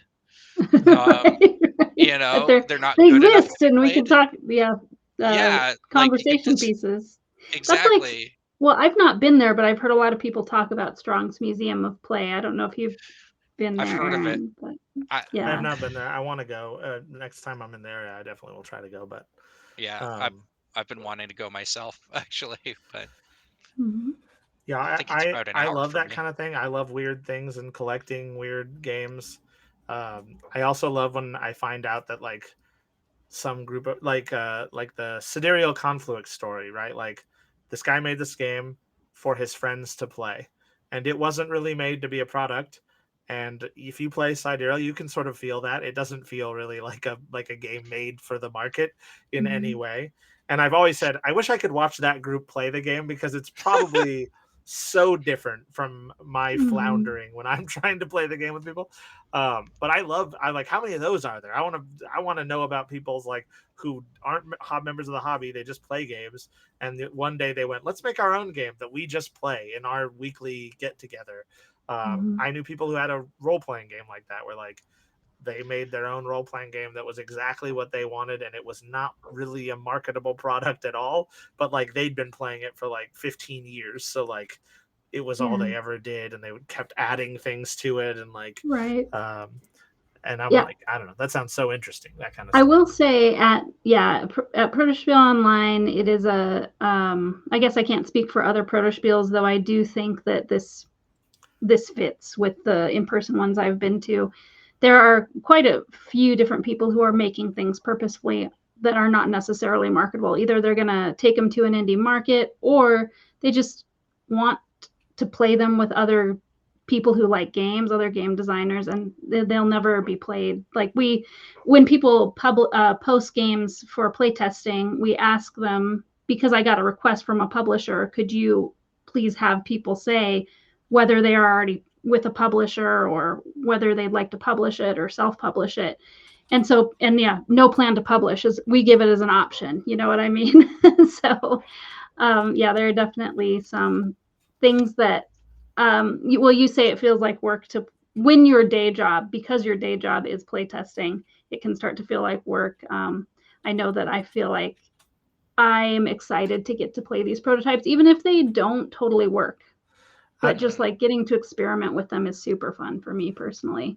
Well, it's my goal basically to someday start a publisher, and that's where I would go look for one. Like I want to publish all these ideas people think are unpublishable, and if I won the lotto tomorrow, that's what I'd be doing the day after tomorrow. Is be like, all right, that money's going into like the weirdest things I can think of to publish. And I'm reminded of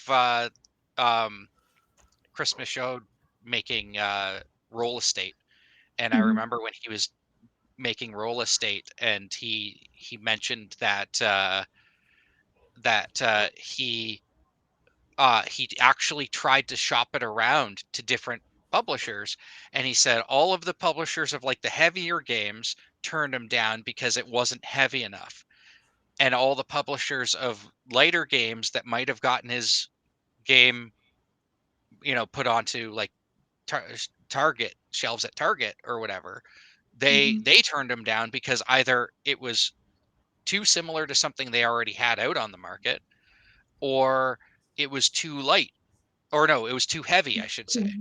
Right. And so he kind of said, I remember the Facebook post where he posted about it, and he said I'm labeling it as a welterweight game, which is sort of in between heavy and light. It is an oddity of a game. It's not here's the thing, like it's not a bad game. I've played it a few times already. And but like I don't know, it does feel like it is an oddity of a game that really is not publishable within like certain parameters. Like personally, I would think it would be publishable.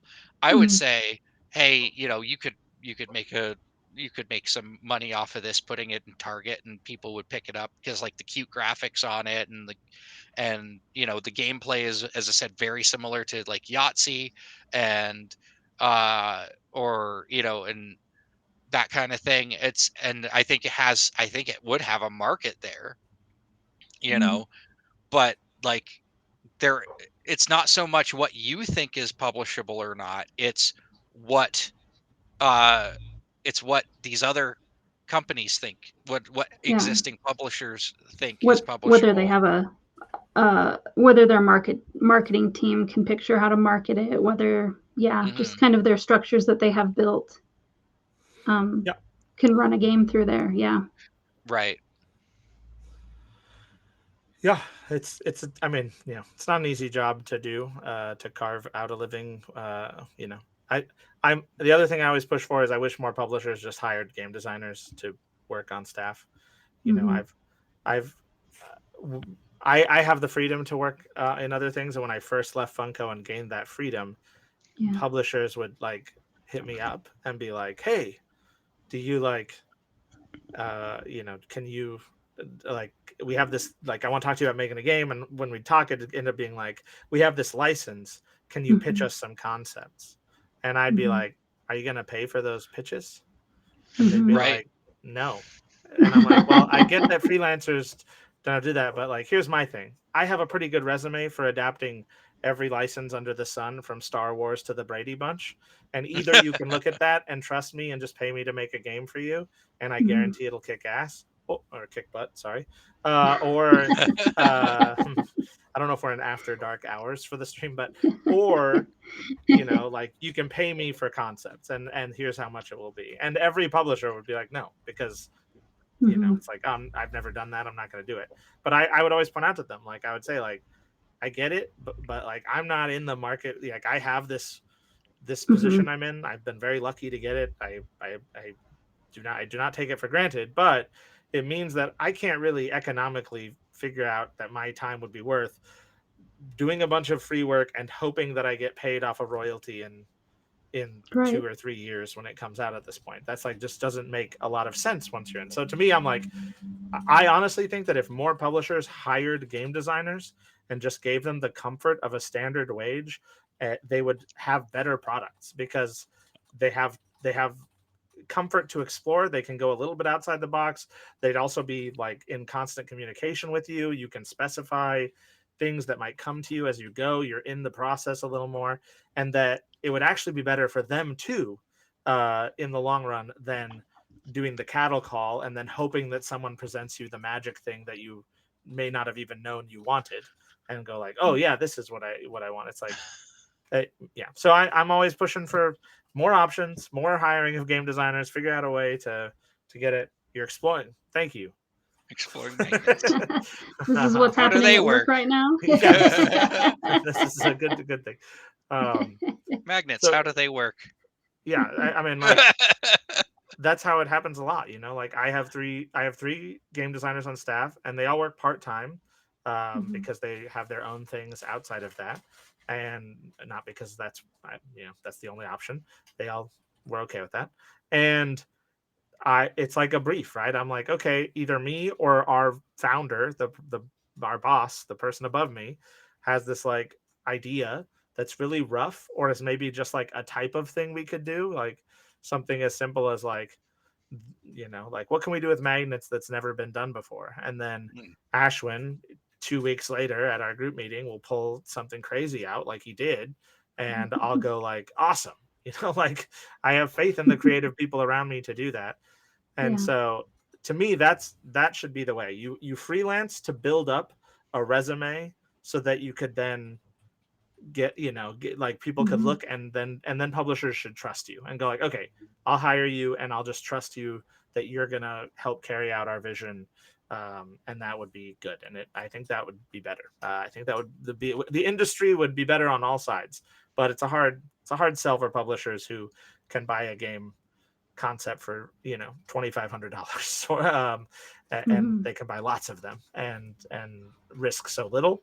It's a hard sell to be like, what if you paid someone $85,000 a year instead for like 3 designs? Yeah. Mhm. It's hard for them to see the benefit, Yeah. but it's there. I promise it's there. I've seen it firsthand. Do you think And you think it's in the quality of game or the speed of turnaround, or and think- also just maybe the goodwill? yeah, I think game designers who aren't scrabbling to survive off of a bunch of work here, there, and wherever are more comfortable and will make better products. I think Mhm. you'll have more control over what you're getting, and you'll get better products because you're giving them the brief, and then they're working to it, and then you're in constant communication, checking in back and forth on if it's working, rather than just buying a concept that you had no input in until you see it in a pitch meeting, probably. Mhm. And then you're doing this. Well, but we need it to be a little different. And the Yeah. designer's like, but that's not the game I wanted to make. You know what I mean? Yeah, I mean, That's and also maybe that, pretty awkward tug of war that can Yeah. happen. Mhm. and designers would have to get used to that, right? Like the trade-off in you getting a paycheck is that you have to be a little less attached. Like I said, I have Yeah. my favorite game I've ever been working on was shelved at Yeah. Bunko, and I had to just come into work the next day and work on a different thing. And Yeah. Whew. that's not going to work for everyone. Some people Yeah. that they're going to want to stay freelance to have that total control. But for people who want to make games as their full-time job, which should be viable if they're a product that's sold in the market, which they are, Mhm. being able to be like, okay, there's a job to get that I can have that pays a comfortable wage, and I can, I still get to do all this fun exploratory stuff, but there's probably tighter guardrails, and there are people who have the power to just say like, nope, we're not going to make that, or Mhm. stop doing that, pursuing that, and go a totally different direction, and you Mhm. have to listen to them. Yeah. But What I've understood from some things that I've read, possibly some posts you wrote, I'm not sure, don't quote me, but that at the Uzzle, kind of the business model is the person who owns the business got really good at marketing things and wanted board games to be one of those things that he marketed, right? So Yeah. he's starting from I know how to do market research and how to market a thing that fits certain requirements, and then I'm going to ask for a game that fits that. Is that kind of what's happening for you now in your current job? Yeah, so our founder is a business guy. He doesn't really play games outside of when we send him stuff to check in on. And he's young. He's very young. He's 24. And Wow. this company's been going for 4 years. So, but he had sort of an amount of money he inherited or was given that allowed him to sort of try drop shipping stuff from China and just trying a bunch of different products. And the one that worked was the Uzzle. And although he did not know it, he did not know that was because it was someone else's. It was Match Madness being repackaged and sold them at the time, which is this eternal black spot I have to live with on our resume. And something you knew going in that was a black spot. I knew taking the job. Yeah, I knew the story of it. I knew that because I did have to think about it because of that. But like I knew A, we paid them a settlement, and B, that the reason I was being asked to come on was because I knew games and he didn't want that to happen again. And that the reason that he pursued a settlement where he could still sell the game was because otherwise he would have to lay off all of the like people, doing customer service and packing orders that he just hired on because the Uzzle sold so well. So, so I was able to do it with a clean off conscience, and I've been really transparent about it. I've never tried to claim that it's not a thing. I've always, when I was taking pitches from designers, I literally told the story at the start of every pitch meeting because I was like, I don't want you to sign a game with us without knowing that this happened, because if it came out later, I think you would feel taken advantage of or lied to. So I just want to be really clean about it. And I'm trying to, improve our reputation. We had, that situation with caution signs and warning signs a few months ago, and I feel like I handled that as good as it could be handled. And, we took the loss on it to just preserve their space in the marketplace and show we want to be part of the community and all that. But so he's a business guy, and then he might have an idea or see something that's selling on games and he'll tell me about it. And then I'll have to kind of weigh, like, is it worth chasing? Is it a trend that we can pivot on? Trends, I'm generally kind of anti chasing a trend because games take a long time to make. Trends can be very fleeting. By the time you get your game, you'd rather be a trendsetter. Right. I'd rather make trends. So, but I can see like sometimes there's like a broader stroke type trend that's like, okay, we can make a game that is giving people this feeling that they're clearly seeking out in products. Like we made these party hack games that started as my idea at Funko. They were like one of the last things we made before the games department got shuttered. And they were made because it's like, okay, we're coming out of the pandemic. People might want to like throw get-togethers and parties again. And so products that would help them throw a memorable party, or, that would be that's a cool niche to pick. And that's less like, we used to chase things all the time that were like, people like rose gold and low polygonal skulls in products. Those are big in products in like decor right now. So we're going to make a game that comes in a rose gold, low polygonal skull. What is it? Wow. We made this game called Skulk based on that. Wild. Those kind of trends. And never have I seen that kind of trend chasing work for us. Like we did it a lot, and I don't think it ever was a thing because it takes too long. It takes too long. Funko was actually kind of upset about it because they were used to chasing those trends. Like, oh, the new Game of Thrones episode reveals that there's an undead dragon. Spoilers, sorry. And we're going to, over the weekend, pay someone to sculpt that dragon, get it in approvals next week, and like a week later, it's up for pre-order on our website. Like that, they can turn around that fast. You can't really turn around a game like that, like that's not really possible in games. So I think they're intricate. Chasing that kind of trend is sort of bad. So there's like broader strokes, and then I'm sort of responsible also for a good portion of the vision of like, just I spend a lot of time just surfing like games and toys on the internet and seeing like, oh, this isn't this is an interesting piece. I wonder if you can like build a game out of something similar, or like, just watching how kids play, because I have kids, and watching them play and just being like, oh, I wonder if we can make a game that like is like this weird tag game they're playing that's a variant I've never seen before. Can we change that to something else? So it's a lot of that. And then I bring them to a Monday meeting, and I explain them, and game designers go, hey, I'd like to work on that. And then they do, and then hopefully in one of the following couple of Fridays they have something to look at, and we'll mess with it. So that's very cool. Yeah. Well, and it's nice to know you're working for somebody who knows how to market something.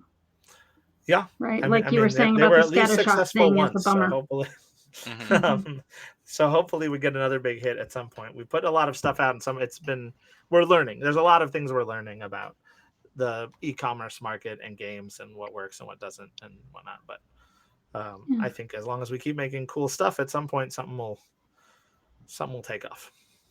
Well, we finished the game long ago, but we've had a long fireside chat here with you. It's been really fascinating.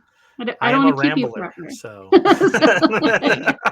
yeah, I'm on the West Coast, so it's still manageable time here. So I'm in Mountain Time, so it's not terrible for me either. But Robert's up late over there, and I'll stay up all.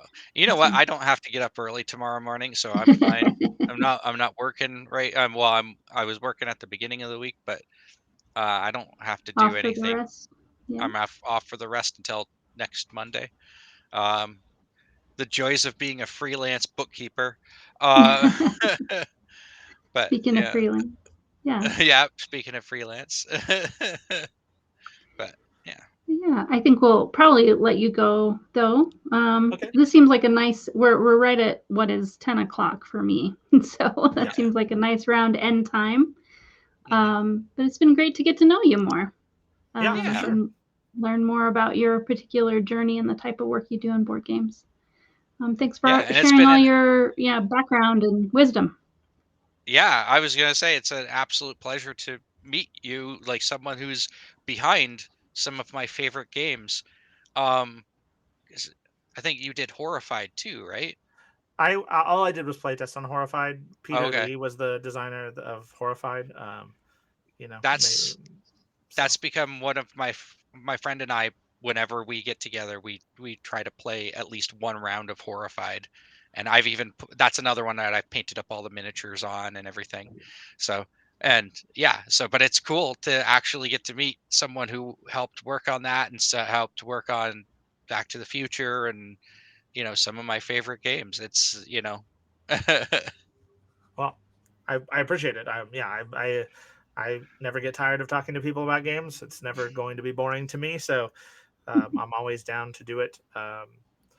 And also to sort of spread my pro game designer rhetoric around as much as I can, because I would really like more people to be able to live comfortably doing this job. And so he was also a rapper. What? Oh yeah, I used to make music. I mean, I still do occasionally, but I before I had kids, I was touring the country a lot, playing like indie hip hop. Was sort of my thing, and that was I was like not making a ton of money, but I was living off that okay. And then when my wife got pregnant with my first kid, I was sort of like, well, to make this work, I have to be gone a lot, and that doesn't really say good dad to me. So what else do I like? I like games, and then I got to get a job at a game store, and I just sort of like started a podcast, and then networked my way into figuring it out as I went. And luckily I learned networking really good, making music and making connections that way. And I just sort of transferred that over to games. And luckily it was a big enough game store that, game designers and people from Wizards and stuff would come in all the time. And so, that was Ash one who told you that. I missed that. I thought you had Googled Aaron or something. I'm like, how did you know that? No, I just saw it up in the chat. Ashwin gave us the skinny, the scoop. Awesome. That was my previous dream come true job. So it's often it. Well, I think that also this is very much the ethos of what we talk about a lot at Protoshville Online. So it's great to talk about, designers' best interests and stuff with you, and from about 10 years being in the industry and seeing how it's working, right? Yeah. And I've had, before I was at Funko, I had a really terrible, abusive workplace. So there's bad actors, but there's not that many, luckily. And you just got to know your worth and communicate with it. And I think like, even if you're just here for fun, like please treat your labor like it has worth. It helps everyone else who's in the scene as well. Oh, for is sure. like a big takeaway, and I'm glad to talk about that anytime. So yeah, it was awesome. It was fun. I've had so much fun. I should do more appearances. That's what I'm learning, is I should come on more things and talk about stuff. Yeah, we can maybe organize a different time where it's about talking to you, because we said it was about playing House of Danger this time, and then we talked to you for an hour. So people didn't know what they were going to get. Yeah, but yeah, no, I'm totally down. Yeah, I'm always I try to be as much of a resource as I can be. So. Yeah. Well, yeah, thank you very much, and thank you for joining us. I'm glad you were able to come, Ashwin, and give us the skinny. And also Jack was here with us. Good to talk to you too. And we'll see everybody next time on our next game night hangout stream, where we'll do part 2, War with the Evil Power Master. Yes. Thank you very much. Bye, y'all. Bye.